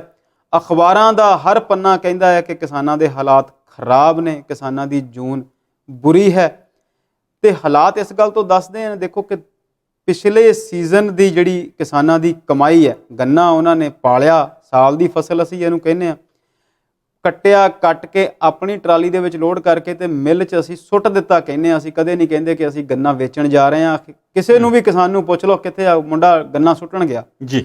ਸੋ ਅਸੀਂ ਆਪਣੀ ਫਸਲ ਦੇ ਲਈ ਇੰਨੇ ਕੁ ਪਰੇਸ਼ਾਨ ਆ, ਇੰਨੇ ਕੁ ਅਸੀਂ ਮਜਬੂਰ ਹੋ ਗਏ ਹਾਂ ਕਿ ਅਸੀਂ ਫਸਲ ਨੂੰ ਵੇਚਣ ਜਾਣਾ ਨਹੀਂ ਕਹਿੰਦੇ, ਅਸੀਂ ਸੁੱਟਣ ਜਾਣਾ ਕਹਿੰਦੇ ਆ। ਝੋਨਾ ਕਿੱਥੇ ਆ? ਮੰਡੀ ਸੁੱਟਿਆ, ਕਣਕ ਮੰਡੀ ਸੁੱਟੀ ਆ, ਮੱਕੀ ਮੰਡੀ ਸੁੱਟੀ ਆ, ਤੇ ਗੰਨਾ ਜਿਹੜਾ ਆ ਉਹ ਮਿੱਲ 'ਚ ਸੁੱਟਿਆ। ਅਸੀਂ ਵੇਚਣ ਜਾਣ ਤੋਂ ਵੀ, ਕਹਿਣ ਤੋਂ ਆਵਾਜ਼ ਆ ਰਿਹਾ।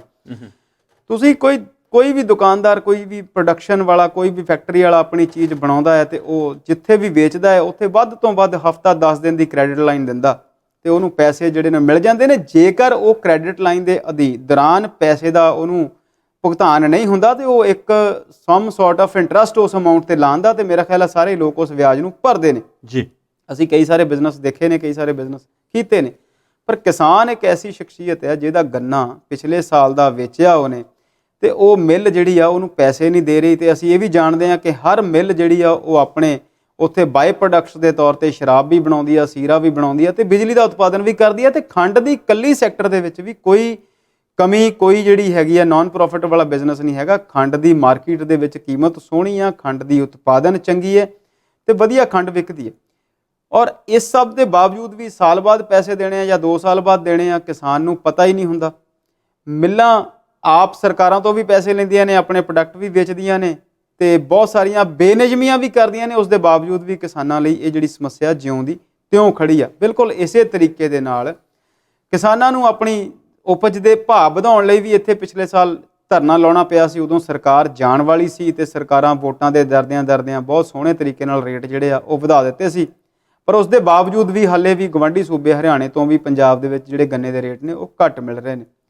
ਤੁਸੀਂ ਦੇਖਿਆ ਹੋਣਾ, ਅੱਜ ਹੀ ਅਖਬਾਰ 'ਚ ਖਬਰ ਸੀ ਕਿ ਪੰਜਾਬ ਸਰਕਾਰ ਨੇ 100 ਕਰੋੜ ਰੁਪਇਆ ਜਿਹੜਾ ਜਾਰੀ ਕਰਤਾ। ਅਸੀਂ ਕੱਲ੍ਹ ਦੇ ਪ੍ਰੋਗਰਾਮ 'ਚ ਵੀ ਗੱਲ ਕੀਤੀ ਸੀ। ਇਹ 100 ਕਰੋੜ ਵੀ ਉਹ ਜਾਰੀ ਕੀਤਾ ਹੈ ਜਿਹੜਾ ਕਿ ਸਤੰਬਰ, ਅਕਤੂਬਰ, ਨਵੰਬਰ, ਦਸੰਬਰ, ਜਨਵਰੀ, ਫਰਵਰੀ, ਮਾਰਚ ਤੱਕ ਫਸਲ ਵਿਕੀ ਸੀ। ਸੋ ਕੁਝ ਕੇਸਾਂ ਦੇ ਵਿੱਚ ਇਹ 8 ਤੋਂ 9 ਮਹੀਨੇ ਅਤੇ 6 ਮਹੀਨੇ ਤੋਂ ਪੁਰਾਣੇ ਤਾਂ ਸਾਰਿਆਂ ਦੇ ਹੀ ਪੈਸੇ ਨੇ। ਜੇ 100 ਕਰੋੜ ਜਾਰੀ ਕੀਤਾ, ਜੇ ਨਾਰਮਲ ਵੀ ਗੱਲ ਕਰੀਏ ਤਾਂ 3-4 ਕਰੋੜ ਰੁਪਈਆ ਉਹਦੇ 'ਤੇ ਵਿਆਜ ਬਣਦਾ, ਉਹਦੀ ਕਿਸੇ ਨੇ ਗੱਲਬਾਤ ਨਹੀਂ ਕਰਨੀ।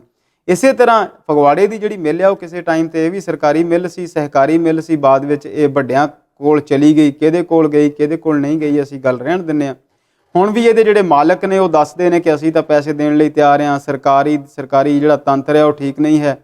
ਜਿਸ ਦਿਨ ਇਹ ਧਰਨਾ ਲੱਗਿਆ ਸੀ, ਉਸੇ ਦਿਨ DC ਕਪੂਰਥਲਾ ਨੇ ਸਾਰੇ ਪੰਜਾਬ ਦੇ DCs ਨੂੰ ਚਿੱਠੀ ਲਿਖਤੀ ਸੀ ਕਿ ਇਸ ਮਿੱਲ ਨਾਲ ਸੰਬੰਧਿਤ ਜਾਇਦਾਦਾਂ ਜਿੱਥੇ ਵੀ ਹਨ ਉਹਨਾਂ ਦੇ ਉੱਤੇ ਜਿਹੜੀ ਆ ਅਟੈਚਮੈਂਟ ਕੀਤੀ ਜਾਵੇ, ਉਹਨਾਂ ਨੂੰ ਨਾਲ ਜੋੜਿਆ ਜਾਵੇ। ਕੱਲ੍ਹ ਉਸ ਧਰਨੇ ਵਾਲੇ ਸਥਾਨ 'ਤੇ ਉੱਤੇ ਜਦੋਂ ਅਸੀਂ ਦੌਰਾ ਕੀਤਾ, ਅਤੇ ਉੱਥੋਂ ਕੁਝ ਖਬਰਾਂ ਵੀ ਨਿਕਲੀਆਂ ਕਿ ਹਰਿਆਣੇ ਦੇ ਫਤਿਆਬਾਦ ਵਿੱਚ ਇਸ ਮਿੱਲ ਦੀ ਕੋਈ ਜ਼ਮੀਨ ਆ ਉਹਨੂੰ ਨੋਟੀਫਾਈ ਵੀ ਕੀਤਾ ਕਿ ਉਹਨੂੰ ਵੇਚ ਕੇ ਉਹਦੇ ਜਿਹੜੇ ਪੈਸੇ ਪੂਰੇ ਕਰਨੇ ਨੇ। ਕੱਲ੍ਹ ਸ਼ਾਮ ਉੱਥੇ ਪੰਜਾਬ ਦੇ ਖੇਤੀਬਾੜੀ ਮੰਤਰੀ ਤੇ ਪੰਚਾਇਤ ਮੰਤਰੀ ਧਾਲੀਵਾਲ ਸਾਹਿਬ ਪਹੁੰਚੇ ਵੀ। ਉਹਨਾਂ ਨੇ 10 ਸਤੰਬਰ ਤੱਕ ਦੀ ਤਰੀਕ ਮੰਗੀ ਕਿਸਾਨਾਂ ਤੋਂ, ਪਰ ਕਿਸਾਨਾਂ ਨੇ ਕਿਹਾ ਕਿ ਨਹੀਂ, ਸਾਨੂੰ ਤੁਹਾਡੇ ਵਾਅਦੇ, ਤੁਹਾਡੇ ਲਾਰੇ ਨਹੀਂ ਚਾਹੀਦੇ, ਸਾਨੂੰ ਤੇ ਪੈਸੇ ਚਾਹੀਦੇ ਨੇ। ਆਸ ਕਰਦੇ ਹਾਂ ਕਿ ਆਉਣ ਵਾਲੇ ਕੁਝ ਦਿਨਾਂ 'ਚ ਜਿਹੜਾ ਮਸਲਾ ਹੱਲ ਹੋ ਜਾਏਗਾ। ਇਸ ਦੇ ਨਾਲ ਨਾਲ ਸਿੱਧੂ ਸਾਹਿਬ ਉੱਥੇ ਕਿਸਾਨਾਂ ਨੇ ਵੱਡੀ ਇੱਕ ਗੱਲ ਇਹ ਦਿਖਾਈ ਆ ਕਿ ਤੁਸੀਂ ਗੱਲ ਕੀਤੀ ਸੀ ਇਸੇ ਸਵਾਲ ਦੇ ਸ਼ੁਰੂਆਤ ਦੇ ਵਿੱਚ ਕਿ ਇਸ ਧਰਨੇ ਤੋਂ ਸਾਨੂੰ ਦਿੱਲੀ ਦੇ ਧਰਨੇ ਦੀ ਯਾਦ ਆਉਂਦੀ ਆ, ਤੇ ਬਿਲਕੁਲ ਕੱਲ ਉਸੇ ਤਰਜ਼ ਦੇ ਉੱਤੇ ਇੱਥੇ ਵੀ 31 ਦੀਆਂ 31 ਕਿਸਾਨ ਜਥੇਬੰਦੀਆਂ ਜਿਹੜੀਆਂ ਉਹ ਇਕੱਠੀਆਂ ਹੋਈਆਂ ਨੇ ਜੀ।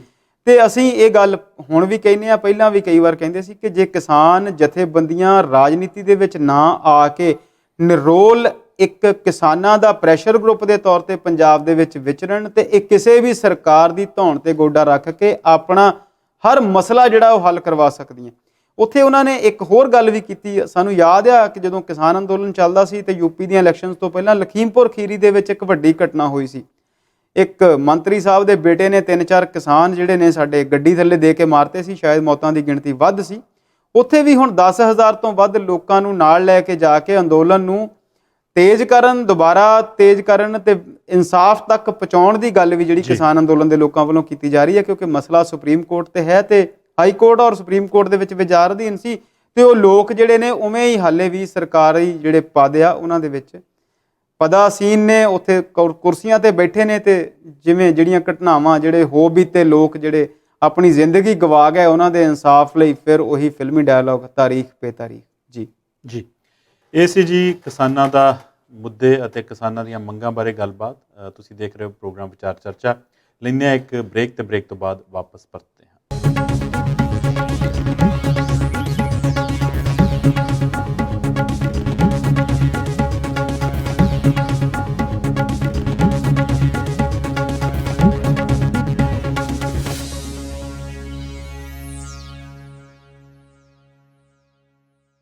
ਪੰਜਾਬੀ ਨੈਸ਼ਨਲ ਟੀਵੀ ਤੇ ਵਿਚਾਰ ਚਰਚਾ ਪ੍ਰੋਗਰਾਮ ਲੈ ਕੇ ਆਪ ਦੀ ਸੇਵਾ ਦੇ ਵਿੱਚ ਹਾਜ਼ਰ ਹਾਂ। ਮੈਂ ਰਣਜੀਤ ਸਿੱਧੂ। ਪ੍ਰੋਗਰਾਮ 'ਚ ਮੇਰਾ ਸਾਥ ਦੇ ਰਹੇ ਨੇ ਅੰਮ੍ਰਿਤ ਸ਼ਰਮਾ ਜੀ।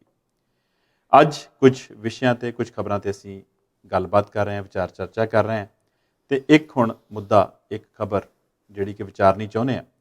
ਜਿਵੇਂ ਕਿ ਤੁਸੀਂ ਸਾਰੇ ਜਾਣਦੇ ਹੋ ਕਿ ਜਦ ਵੀ ਚੋਣਾਂ ਆਉਂਦੀਆਂ ਨੇ, ਇਲੈਕਸ਼ਨ ਆਉਂਦੀਆਂ ਨੇ, ਵੋਟਾਂ ਆਉਂਦੀਆਂ ਨੇ, ਵੱਖ-ਵੱਖ ਸਿਆਸੀ ਪਾਰਟੀਆਂ ਵੋਟਰਾਂ ਨੂੰ, ਲੋਕਾਂ ਨੂੰ ਵਾਅਦੇ ਕਰਦੀਆਂ ਨੇ ਤੇ ਕੁਝ ਵਾਅਦੇ ਅੱਜ ਕੱਲ੍ਹ ਕੀਤੇ ਜਾ ਰਹੇ ਨੇ। ਬਹੁਤ ਸਾਰੀਆਂ ਚੀਜ਼ਾਂ ਫ੍ਰੀ ਦੇਣ ਦੀਆਂ, ਮੁਫਤ ਦੇਣ ਦੀਆਂ, ਭਾਵੇਂ ਕਿ ਉਹਦੇ ਵਿੱਚ ਬਿਜਲੀ ਮੁਫਤ ਹੋਵੇ, ਚਾਹੇ ਉਹਦੇ ਵਿੱਚ ਲੈਪਟਾਪ ਦੇਣ ਦੀ ਗੱਲ ਹੋਵੇ, ਸਕੂਟਰ ਦੇਣ ਦੀ ਗੱਲ ਹੋਵੇ, ਇੱਥੋਂ ਤੱਕ ਕਿ 15-15 ਲੱਖ ਰੁਪਏ ਅਕਾਊਂਟ ਵਿੱਚ ਪਾਉਣ ਦੀ ਗੱਲ ਵੀ ਜਿਹੜੀ ਹੈ ਉਹ ਕੀਤੀ ਜਾਂਦੀ ਹੈ।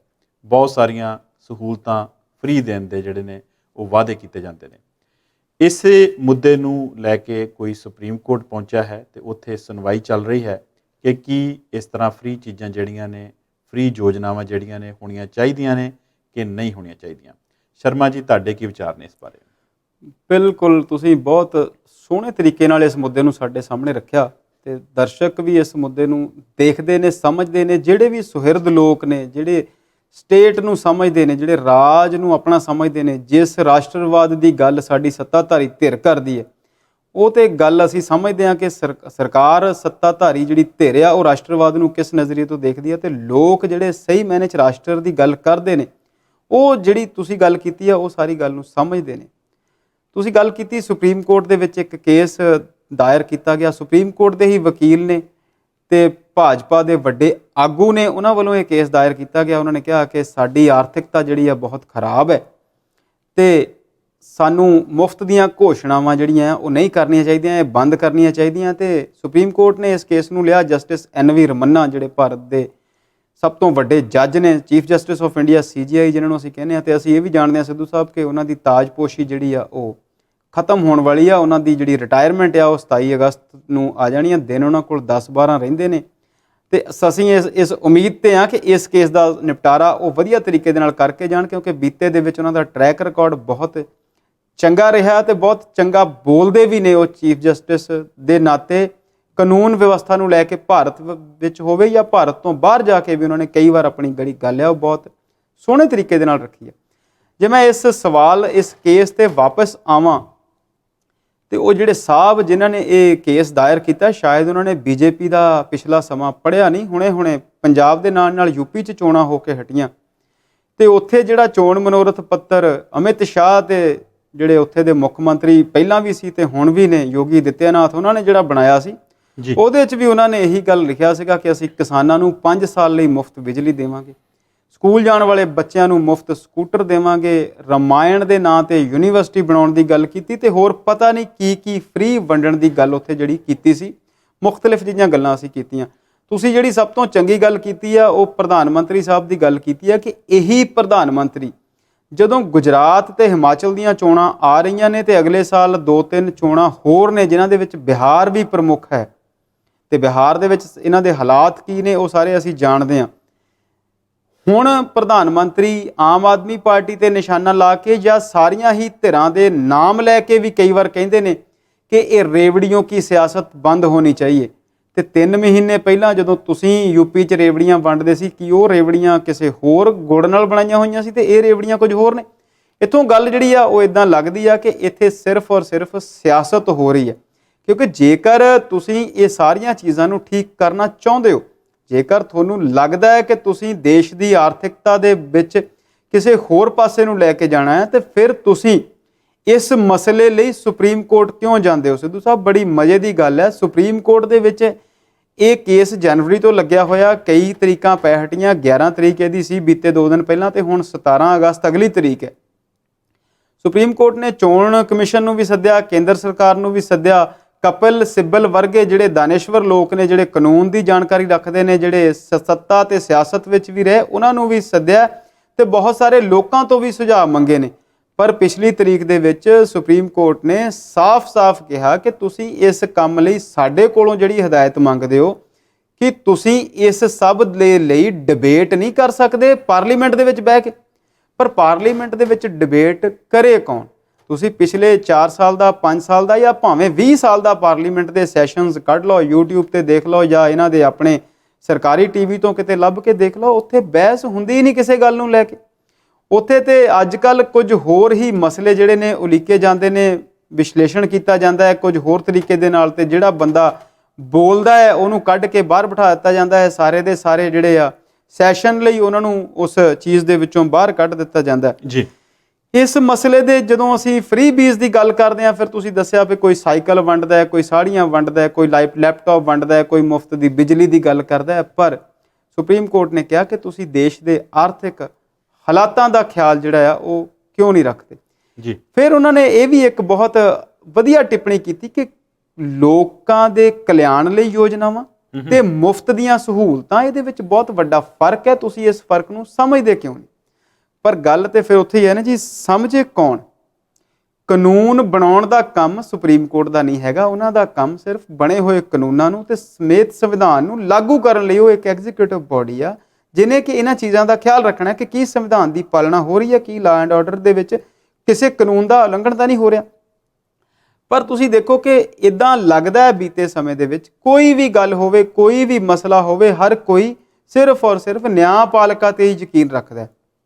ਸਿਰਫ ਔਰ ਸਿਰਫ ਇੱਕ ਅੰਗ ਦੇ ਨਾਲ ਜਿਹੜਾ ਭਾਰਤ ਦਾ ਲੋਕਤੰਤਰ ਨਹੀਂ ਚੱਲ ਸਕਦਾ, ਸਿਰਫ ਨਿਆਂਪਾਲਿਕਾ ਇੱਥੇ ਸਾਰਾ ਕੁਝ ਨਹੀਂ ਕਰ ਸਕਦੀ। ਇਹਦੇ ਲਈ ਜਿਹੜੀਆਂ ਐਗਜ਼ੀਕਿਊਟਿਵ ਬਾਡੀਜ਼ ਆ ਉਹਨਾਂ ਨੂੰ ਵੀ ਤੇ ਸਾਡੀ ਸੰਸਦ ਨੂੰ ਵੀ ਸਮੇਤ ਰਾਜ ਸਭਾ, ਲੋਕ ਸਭਾ ਤੇ ਸਾਰੀਆਂ ਸਟੇਟਾਂ ਦੇ ਵਿੱਚ ਵੀ ਜਿਹੜੀਆਂ ਸਾਡੀਆਂ ਬਾਡੀਜ਼ ਨੇ ਉਹਨਾਂ ਨੂੰ ਵੀ ਇਹਦੇ ਲਈ ਕੰਮ ਕਰਨਾ ਪਊਗਾ।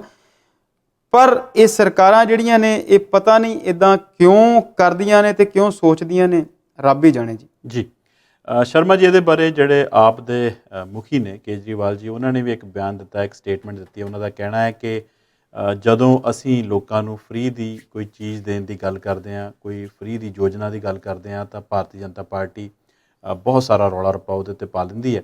ਪਰ ਜਦੋਂ ਉਹ ਕਰੋੜਾਂ ਅਰਬਾਂ ਰੁਪਈਆ ਜਿਹੜਾ ਹੈ ਬਹੁਤ ਵੱਡੇ ਵੱਡੇ ਜਿਹੜੇ ਇੰਡਸਟਰੀਅਲਿਸਟ ਨੇ ਉਹਨਾਂ ਲੋਕਾਂ ਨੂੰ ਜਿਹੜਾ ਮਾਫ ਕਰ ਦਿੱਤਾ ਜਾਂਦਾ ਹੈ ਜਾਂ ਬੈਂਕਾਂ ਵੱਲੋਂ ਮਾਫ ਕਰਵਾ ਦਿੱਤਾ ਜਾਂਦਾ ਹੈ, ਤੇ ਉਹਦੇ 'ਤੇ ਫਿਰ ਜਿਹੜੀ ਹੈ ਕੋਈ ਗੱਲਬਾਤ ਨਹੀਂ ਕੀਤੀ ਜਾਂਦੀ। ਇਸ ਮੁੱਦੇ ਨੂੰ ਲੈ ਕੇ ਆਪ ਪਾਰਟੀ ਨੂੰ ਜਿਹੜਾ ਘੇਰਨ ਦੀ ਕੋਸ਼ਿਸ਼ ਕੀਤੀ ਜਾਂਦੀ ਹੈ, ਇਹਦੇ ਬਾਰੇ ਤੁਸੀਂ ਕੀ ਕਹੋਗੇ? ਬਿਲਕੁਲ ਤੁਸੀਂ ਦਰੁਸਤ ਫਰਮਾਇਆ ਜੀ। ਜਿਹੜੀ ਪਟੀਸ਼ਨ ਦਰਜ ਹੋਈ ਆ ਉਹਦੇ ਤੇ ਬਾਈ ਨੇਮ ਆਪ ਦਾ ਨਾਮ ਲਿਆ ਹੋਇਆ ਕਿ ਇਸ ਪਾਰਟੀ ਨੇ ਪੰਜਾਬ ਵਿੱਚ ਜਿਹੜੀਆਂ ਚੋਣਾਂ ਜਿੱਤੀਆਂ ਨੇ ਉੱਥੇ ਬਹੁਤ ਸਾਰੇ ਫ੍ਰੀ ਬੀਜ ਦੀ ਗੱਲ ਕੀਤੀ ਆ, ਫ੍ਰੀ ਬੀਜ ਤੋਂ ਅੱਗੇ ਜਾ ਕੇ ਗਰੰਟੀਜ਼ ਦੀ ਗੱਲ ਕੀਤੀ ਆ। ਔਰ ਅਸੀਂ ਇਸ ਗੱਲ ਨਾਲ ਬਿਲਕੁਲ ਸਹਿਮਤ ਹਾਂ ਕਿ ਇਹ ਜਿਹੜੀਆਂ ਚੀਜ਼ਾਂ ਨੇ ਇਹ ਨਹੀਂ ਹੋਣੀਆਂ ਚਾਹੀਦੀਆਂ। ਬਹੁਤ ਸਾਰੇ ਪੱਤਰਕਾਰ, ਬਹੁਤ ਸਾਰੇ ਸਾਡੇ ਮੁਆਸ਼ਰੇ ਨਾਲ ਜੁੜੇ ਹੋਏ ਲੋਕ ਇਹਨੂੰ ਇੱਕ ਖਾਸ ਤੌਰ ਤੇ ਕਰਪਸ਼ਨ ਦੇ ਰੂਪ 'ਚ ਦੇਖਦੇ ਨੇ ਕਿ ਲੋਕਾਂ ਦੇ ਮਨਾਂ ਨੂੰ ਵੋਟਾਂ ਤੋਂ ਪਹਿਲਾਂ ਹੀ ਤੁਸੀਂ ਇਹੋ ਜਿਹੀਆਂ ਚੀਜ਼ਾਂ ਦੇ ਨਾਲ ਭ੍ਰਮਿਤ ਕਰਦੇ ਹੋ ਜਿਹੜੀਆਂ ਸ਼ਾਇਦ ਆਉਣ ਵਾਲੇ ਸਮੇਂ 'ਚ ਹੋ ਵੀ ਨਹੀਂ ਸਕਦੀਆਂ। 1 ਸਾਲ ਦੇ ਵਿੱਚ 1 ਕਰੋੜ ਰੁਜ਼ਗਾਰ ਦੀ ਗੱਲ ਕੀਤੀ ਸੀ ਨਰਿੰਦਰ ਮੋਦੀ ਸਾਹਿਬ ਨੇ, ਤੇ ਹੁਣ ਸੰਸਦ ਵਿੱਚ ਦੱਸਦੇ ਨੇ ਕਿ ਅਸੀਂ ਪਿਛਲੇ 4 ਸਾਲਾਂ ਦੇ ਵਿੱਚ ਜਾਂ ਪਿਛਲੇ 2 ਸਾਲਾਂ ਦੇ ਵਿੱਚ ਅਸੀਂ 7 ਲੱਖ ਨੌਕਰੀ ਦਿੱਤੀ ਹੈ, ਜਦ ਕਿ ਮੰਗਣ ਵਾਲੇ 22 ਕਰੋੜ ਲੋਕ ਨੇ। ਹੁਣ ਤੁਸੀਂ ਇਹਨਾਂ ਚੀਜ਼ਾਂ ਤੋਂ ਬਹੁਤ ਸਾਰਾ ਅੰਦਾਜ਼ਾ ਲਾ ਸਕਦੇ। ਖੈਰ, ਇਸ ਬਹਿਸ ਦਾ ਇਸ ਡਿਬੇਟ ਨੂੰ ਤੁਸੀਂ ਭਾਵੇਂ ਸਾਰਾ ਦਿਨ ਕਰੀ ਜਾਓ। ਅਸੀਂ ਆਮ ਆਦਮੀ ਪਾਰਟੀ ਦੇ ਜੇ ਪੱਖ ਦੀ ਗੱਲ ਕਰੀਏ, ਤੁਸੀਂ ਬਿਲਕੁਲ ਸਹੀ ਦੱਸਿਆ ਕਿ ਅਰਵਿੰਦ ਕੇਜਰੀਵਾਲ ਨੇ ਕਿਹਾ ਕਿ ਫ੍ਰੀ ਦੀਆਂ ਰੇਵੜੀਆਂ ਇਹ ਨਹੀਂ ਆ ਜਿਹੜੀਆਂ ਅਸੀਂ ਦੇ ਰਹੇ ਹਾਂ। ਫ੍ਰੀ ਦੀਆਂ ਰੇਵੜੀਆਂ ਤਾਂ ਉਹ ਨੇ ਜਿਹੜੀਆਂ ਤੁਸੀਂ 10-10 ਲੱਖ ਕਰੋੜ ਦੇ ਕਰਜ਼ ਜਿਹੜੇ ਆ ਰਾਈਟ ਆਫ ਕੀਤੇ ਨੇ ਪਿਛਲੇ ਸਾਲ 'ਚ। ਲੋਕ ਸਭਾ ਦੇ ਵਿੱਚ ਮੰਤਰੀ ਸਾਹਿਬ ਨੇ ਆਪ ਦੱਸਿਆ ਕਿ ਸਰਕਾਰ ਨੇ ਵੱਡੇ ਉਦਯੋਗਪਤੀਆਂ ਦੇ, ਵੱਡੇ ਡਿਫਾਲਟਰਸ ਦੇ, ਵਿਲਫੁਲ ਡਿਫਾਲਟਰਸ ਦੇ 10 ਲੱਖ ਕਰੋੜ ਦੇ ਕਰਜ਼ੇ ਜਿਹੜੇ ਨੇ ਰਾਈਟ ਆਫ ਕੀਤੇ ਨੇ। ਜਦ ਕਿ ਅਸੀਂ ਹੁਣੇ ਗੱਲ ਕਰਕੇ ਹਟੇ ਹਾਂ ਕਿ ਪੰਜਾਬ ਦੇ ਕਿਸਾਨ ਸਿਰਫ ਔਰ ਸਿਰਫ 72 ਕਰੋੜ ਲਈ ਸੜਕ ਤੇ ਬੈਠੇ ਨੇ, ਤੇ ਸਾਰੇ ਹਿੰਦੁਸਤਾਨ ਦੇ ਕਿਸਾਨਾਂ ਦਾ ਕੁੱਲ ਕਰਜ਼ਾ ਜਿਹੜਾ ਆ, ਸਿੱਧੂ ਸਾਹਿਬ ਤੁਸੀਂ ਜਾਣ ਕੇ ਹੈਰਾਨ ਹੋਵੋਗੇ, 7 ਤੋਂ 8 ਲੱਖ ਕਰੋੜ ਦੇ ਵਿੱਚ ਹੈ। ਤੇ ਸਰਕਾਰ 10 ਲੱਖ ਕਰੋੜ ਉਦਯੋਗਪਤੀਆਂ ਦਾ ਰਾਈਟ ਆਫ ਕਰਦੀ ਆ। ਬਾਅਦ ਵਿੱਚ ਇਹ ਲੋਕ ਸਭਾ ਦੇ ਵਿੱਚ ਹੀ ਇਹ ਕਹਿੰਦੇ ਨੇ ਕਿ ਕਰਨਾ ਜ਼ਰੂਰੀ ਹੈ, ਨਹੀਂ ਤੇ ਦੇਸ਼ ਦੀ ਜਿਹੜੀ ਛਵੀ ਆ ਉਹ ਖਰਾਬ ਹੁੰਦੀ ਆ। ਬਾਹਰ ਇਦਾਂ ਲੱਗਦਾ ਕਿ ਦੇਸ਼ ਦੇ ਵਿੱਚ ਵਪਾਰ ਦਾ ਮਾਹੌਲ ਚੰਗਾ ਨਹੀਂ ਹੈ ਤੇ ਬਾਹਰਲੇ ਲੋਕ ਨਹੀਂ ਆਉਣਗੇ। ਉਹ ਭਲਿਓ ਮਾਨਸੋ, ਉਹ ਸਿਆਣਿਓ, ਉਹ ਤੁਹਾਨੂੰ ਲੋਕਾਂ ਨੇ ਚੁਣ ਕੇ ਭੇਜਿਆ, ਕੋਈ ਅਕਲ ਨੂੰ ਹੱਥ ਮਾਰੋ। ਤੁਸੀਂ ਵਪਾਰ ਕਰਨ ਵਾਲੇ ਨੂੰ 10 ਲੱਖ ਕਰੋੜ ਮਾਫ ਕਰ ਦਿਓ ਤਾਂ ਜੋ ਦੇਸ਼ ਦੀ ਵਿਦੇਸ਼ਾਂ ਦੇ ਵਿੱਚ ਸਥਿਤੀ ਚੰਗੀ ਨਜ਼ਰ ਆਵੇ। ਤੇ ਜਦੋਂ ਤੁਹਾਡੇ ਲੋਕ ਸੜਕਾਂ ਤੇ ਬੈਠੇ ਨੇ, ਉਦੋਂ ਤੁਹਾਡੇ ਲਈ ਲੋਕ ਫਿਰ ਤੁਹਾਨੂੰ ਹਾਰ ਪਾਉਂਦੇ ਹੋਣਗੇ ਕਿ ਤੁਹਾਡੇ ਦੇਸ਼ ਦੀ ਬਹੁਤ ਸਥਿਤੀ ਚੰਗੀ ਹੈ। ਦੇਖੋ, ਆਮ ਆਦਮੀ ਪਾਰਟੀ ਤੁਸੀਂ ਗੱਲ ਕਰਦੇ ਸੀ, ਕੇਜਰੀਵਾਲ ਸਾਹਿਬ ਤੋਂ ਬਾਅਦ ਕੱਲ ਮਨੀਸ਼ ਸਿਸੋਦੀਆ ਜਿਹੜੇ ਕਿ ਉੱਥੇ ਸਿੱਖਿਆ ਮੰਤਰੀ ਨੇ ਤੇ ਬਹੁਤ ਚੰਗੇ ਲੀਡਰ ਨੇ। ਚੰਗੇ ਲੀਡਰ ਹੋਣ ਦੇ ਨਾਲ ਨਾਲ ਉਹ ਚੰਗੀਆਂ ਗੱਲਾਂ ਵੀ ਬਹੁਤ ਵਾਰ ਕਰਦੇ ਨੇ। ਉਹਨਾਂ ਨੇ ਇੱਕ ਪ੍ਰੈਸ ਕਾਨਫਰੰਸ ਕੀਤੀ, ਸਿੱਧੂ ਸਾਹਿਬ ਬਹੁਤ ਕਮਾਲ ਦੀਆਂ ਗੱਲਾਂ ਦੱਸੀਆਂ। ਉਹਨਾਂ ਨੇ ਦੇਸ਼ਾਂ ਦੀ ਲਿਸਟ ਜਾਰੀ ਕੀਤੀ ਹੈ ਜਿਹਦੇ ਵਿੱਚ 39 ਦੇਸ਼ਾਂ ਦੀ ਉਹਨਾਂ ਨੇ ਗੱਲ ਕੀਤੀ ਹੈ, ਜਿਹਦੇ ਵਿੱਚ ਯੂਰਪ ਦੇ ਦੇਸ਼ ਨੇ, ਸਕੈਂਡੀਨੇਵੀਅਨ ਕੰਟਰੀਜ਼ ਨੇ ਤੇ ਅਮਰੀਕਾ ਦੇ ਦੇਸ਼ ਨੇ, ਜਿਨ੍ਹਾਂ ਦੇ ਵਿੱਚ ਕੈਨੇਡਾ ਤੇ ਅਮਰੀਕਾ ਦੀ ਵੀ ਗੱਲ ਹੈ। ਉਹ ਕਹਿੰਦੇ ਉੱਥੇ ਲੋਕਾਂ ਤੋਂ ਟੈਕਸ ਲਿਆ ਜਾਂਦਾ ਤੇ ਲੋਕਾਂ ਨੂੰ ਸਿਹਤ ਤੇ ਸਿੱਖਿਆ ਜਿਹੜੀ ਆ ਮੁਫਤ ਦਿੱਤੀ ਜਾਂਦੀ ਹੈ। ਕੀ ਉਹ ਫ੍ਰੀ ਬੀਜ ਨੇ, ਕੀ ਉਹ ਰੇਵੜੀਆਂ ਨੇ? ਨਾਲ ਦੀ ਨਾਲ ਉਹਨਾਂ ਨੇ ਗੱਲ ਕੀਤੀ ਕਿ ਬਹੁਤ ਸਾਰੇ ਦੇਸ਼ਾਂ ਦੇ ਵਿੱਚ ਬਹੁਤ ਸਾਰੀਆਂ ਸਰਕਾਰਾਂ ਆਪਣੇ ਲੋਕਾਂ ਲਈ, ਆਪਣੇ ਜਨ ਲਈ, ਆਪਣੀਆਂ ਜਿਹੜੀ ਵਸੋਂ ਆ ਉਹਦੇ ਲਈ ਬਹੁਤ ਸਾਰੇ ਕੰਮ ਕਰਦੀ ਨੇ। ਇਹਨੂੰ ਤੁਸੀਂ ਫ੍ਰੀ ਬੀਜ ਨਾਲ ਬਿਲਕੁਲ ਨਹੀਂ ਜੋੜ ਸਕਦੇ, ਬਲਕਿ ਫ੍ਰੀ ਬੀਜ ਤਾਂ ਉਹ ਹੈ ਜਿਹੜੇ ਤੁਸੀਂ ਨਾਨ ਪਲੈਨਡ ਐਕਸਪੈਂਡੀਚਰ ਕਰਦੇ ਹੋ। ਤੇ ਉਹਨਾਂ ਦਾ ਇਸ ਬਾਰੇ ਦੇ ਵਿੱਚ ਕਹਿਣਾ ਹੈ ਕਿ ਸਰਕਾਰ ਜੇਕਰ ਲੋਕਾਂ ਦਾ ਭਲਾ ਨਹੀਂ ਕਰੇਗੀ, ਸਰਕਾਰ ਜੇਕਰ ਲੋਕਾਂ ਲਈ ਚੰਗੇ ਕੰਮ ਨਹੀਂ ਕਰੇਗੀ, ਤੇ ਫਿਰ ਸਰਕਾਰ ਬਣਾਉਣ ਦੀ ਲੋੜ ਕੀ ਆ? ਫਿਰ ਤੇ ਸਾਰਾ ਕੁਝ ਪ੍ਰਾਈਵੇਟ ਕਰ ਦਿਓ। ਫਿਰ ਤੇ ਜਿੱਦਾਂ ਅਸੀਂ ਕੱਲ ਗੱਲ ਸੁਣਦੇ ਸੀ, ਪੜ੍ਹਦੇ ਸੀ ਕਿ ਕੇਰਲਾ ਦੇ ਵਿੱਚ ਜੇਕਰ ਤੁਸੀਂ ਸਿਕਿਉਰਿਟੀ ਲਈ ਥਾਣੇਦਾਰ ਰੱਖਣਾ ਹੈ ਤੇ ਤੁਸੀਂ ਉਹਨੂੰ ਕੁਝ ਪੈਸੇ ਦੇ ਦਿਓ ਤੇ ਉਹ ਤੁਹਾਡੀ ਜਿਹੜੀ ਹੈ ਸਿਕਿਉਰਿਟੀ ਲਈ ਹਾਜ਼ਰ ਹੋ ਜਾਂਦਾ। ਫਿਰ ਤੇ ਹਰ ਚੀਜ਼ ਪ੍ਰਾਈਵੇਟ ਕਰ ਦਿਓ ਤੇ ਜਿਹਦੇ ਕੋਲ ਪੈਸੇ ਹੈਗੇ ਆ ਉਹ ਉਹਨਾਂ ਚੀਜ਼ਾਂ ਦਾ ਫਾਇਦਾ ਉਠਾ ਲਵੇ, ਤੇ ਨਹੀਂ ਤੇ ਬਾਕੀ ਸਾਰਾ ਕੁਝ ਠੀਕ ਠਾਕ ਹੈ। ਦੇਖੋ, ਇਹਨਾਂ ਸਾਰੀਆਂ ਚੀਜ਼ਾਂ ਨੂੰ ਜਦੋਂ ਤੁਸੀਂ ਦੇਖਦੇ ਆ, ਜਦੋਂ ਸੁਪਰੀਮ ਕੋਰਟ ਦੀ ਇਹਦੇ ਵਿੱਚ ਦਖਲ ਅੰਦਾਜ਼ੀ ਦੇਖਦੇ ਆ, ਚੋਣ ਕਮਿਸ਼ਨ ਦਾ ਇਹ ਕਹਿ ਦੇਣਾ ਕਿ ਚੋਣਾਂ ਦੇ ਦੌਰਾਨ ਅਸੀਂ ਇਹਨਾਂ ਲੀਡਰਾਂ ਨੂੰ, ਅਸੀਂ ਇਹਨਾਂ ਲੋਕਾਂ ਨੂੰ ਨਹੀਂ ਰੋਕ ਸਕਦੇ। ਚੋਣ ਕਮਿਸ਼ਨ ਨੇ ਤਾਂ ਇਹ ਵੀ ਕਿਹਾ ਕਿ ਜਿਹੜਾ ਚੋਣ ਮਨੋਰਥ ਪੱਤਰ ਇਹ ਬਣਾਉਂਦੇ ਨੇ ਸਾਡੇ ਕੋਲ ਜਮ੍ਹਾਂ ਵੀ ਨਹੀਂ ਕਰਾਉਂਦੇ ਤੇ ਇਹੋ ਜਿਹਾ ਕੋਈ ਵਿਧਾਨ ਵੀ ਨਹੀਂ ਹੈਗਾ। ਤੇ ਇਹ ਬਹੁਤ ਸਾਰੇ ਜਿਹੜੇ ਵਾਅਦੇ ਨੇ ਇਹ ਫਰਜ਼ੀ ਹੁੰਦੇ ਨੇ, ਇਹ ਸਿਰਫ ਔਰ ਸਿਰਫ ਭਾਸ਼ਣਾਂ ਦੇ ਰੂਪ 'ਚ ਹੁੰਦੇ ਨੇ। ਸਿੱਧੂ ਸਾਹਿਬ, ਮੈਨੂੰ ਯਾਦ ਆਇਆ ਕਿ ਕੁਝ ਦੇਰ ਪਹਿਲਾਂ ਕਿਸੇ ਟੈਲੀਵਿਜ਼ਨ ਐਡ ਦੇ ਤੌਰ ਤੇ ਵੀ ਇੱਕ ਕੇਸ ਦਰਜ ਹੋਇਆ ਸੀ ਕਿ ਕਿਸੇ ਕੰਪਨੀ ਦੀ ਮਸ਼ਹੂਰੀ ਸੀ ਕਿਸੇ ਕਰੀਮ ਦੀ ਕਿ ਇਹ ਕਰੀਮ ਲਾ ਕੇ ਤੁਸੀਂ ਗੋਰੇ ਹੁੰਦੇ ਆ, ਤੇ ਕਿਸੇ ਬੰਦੇ ਨੇ ਕੇਸ ਕਰਤਾ ਵੀ ਗੋਰਾ ਤੇ ਕੋਈ ਹੋਇਆ ਨਹੀਂ। ਉਦੋਂ ਉਹਨਾਂ ਨੇ ਕਿਹਾ ਸੀਗਾ ਕਿ ਇਹੋ ਜਿਹੀਆਂ ਐਡਵਰਟਾਈਜ਼ਮੈਂਟ ਜਿਹੜੀਆਂ ਬੰਦ ਹੋਣੀਆਂ ਚਾਹੀਦੀਆਂ ਨੇ, ਜਿਹੜੀਆਂ ਤੁਹਾਡੇ ਲਈ ਭਰਮ ਪੈਦਾ ਕਰਦੀਆਂ ਨੇ ਤੇ ਜਿਹੜੀਆਂ ਝੂਠੀਆਂ ਹੁੰਦੀਆਂ ਨੇ। ਤੇ ਜ਼ਾਹਿਰਾ ਤੌਰ ਤੇ ਕੰਜ਼ਿਊਮਰ ਦਾ ਹੱਕ ਹੈ ਕਿ ਉਹਦੇ ਕੋਲ ਸਹੀ ਜਾਣਕਾਰੀ ਪਹੁੰਚੇ, ਤੇ ਜਦੋਂ ਵੋਟ ਦੇਣ ਜਾਂਦਾ ਹੈ ਫਿਰ ਉਹ ਵੀ ਦੇਸ਼ ਦਾ ਨਾਗਰਿਕ ਹੈ ਤੇ ਉਹ ਤੁਹਾਡੀ ਵੋਟ ਤੁਹਾਨੂੰ ਦਿੰਦਾ ਹੈ ਤੇ ਉਹਦੇ ਬਦਲੇ 5 ਸਾਲ ਤੁਹਾਡੇ ਤੋਂ ਸਰਵਿਸ ਲੈਂਦਾ। ਫਿਰ ਇਹਨੂੰ ਸਰਵਿਸ ਸੈਕਟਰ ਦੇ ਅਧੀਨ ਲਿਆ ਕੇ ਇਹੋ ਜਿਹੇ ਭਾਸ਼ਣਾਂ ਨੂੰ ਸਾਫ਼-ਸਾਫ਼ ਤੌਰ ਤੇ ਕੰਟਰੋਲ ਕਰਨਾ ਚਾਹੀਦਾ। ਪਰ ਇਹਦੇ ਪਿੱਛੇ ਤੁਹਾਡੀ ਸੁਹਿਰਦਤਾ ਹੋਣੀ ਚਾਹੀਦੀ ਆ ਸੱਤਾਧਾਰੀ ਧਿਰ ਦੀ। ਇਹ ਨਹੀਂ ਕਿ ਤੁਸੀਂ ਯੂਪੀ ਦੇ ਵਿੱਚ ਕੁਝ ਹੋਰ ਗੱਲਾਂ ਕਰ ਲਈਆਂ, ਹਿਮਾਚਲ ਤੇ ਗੁਜਰਾਤ 'ਚ ਕੁਝ ਔਖਾ ਲੱਗਦਾ ਤੇ ਤੁਸੀਂ ਕਿਸੇ ਆਪਣੇ ਵਕੀਲ ਨੂੰ ਸੁਪਰੀਮ ਕੋਰਟ ਭੇਜ ਦਿਓ ਤੇ ਦੇਸ਼ ਦੇ ਵਿੱਚ ਜਿਹੜੀ ਸਾਰੀ ਗੱਲਬਾਤ ਆ ਉਹ ਕਿਸੇ ਹੋਰ ਪਾਸੇ ਨੂੰ ਚਲੇ ਜਾਵੇ। ਜੀ, ਇਸ ਦੇ ਨਾਲ ਹੀ ਅੱਜ ਦੇ ਵਿਚਾਰ ਚਰਚਾ ਪ੍ਰੋਗਰਾਮ ਦਾ ਸਮਾਂ ਹੁੰਦਾ ਹੈ ਜੀ ਸਮਾਪਤ। ਹੁਣ ਅਸੀਂ ਆਪ ਤੋਂ ਲਵਾਂਗੇ ਆਗਿਆ। ਪੰਜਾਬੀ ਨੈਸ਼ਨਲ ਦੇ ਸਾਰੇ ਦਰਸ਼ਕਾਂ ਨੂੰ ਸਾਡੇ ਵੱਲੋਂ ਸਤਿ ਸ੍ਰੀ ਅਕਾਲ। ਸਤਿ ਸ਼੍ਰੀ ਅਕਾਲ ਜੀ।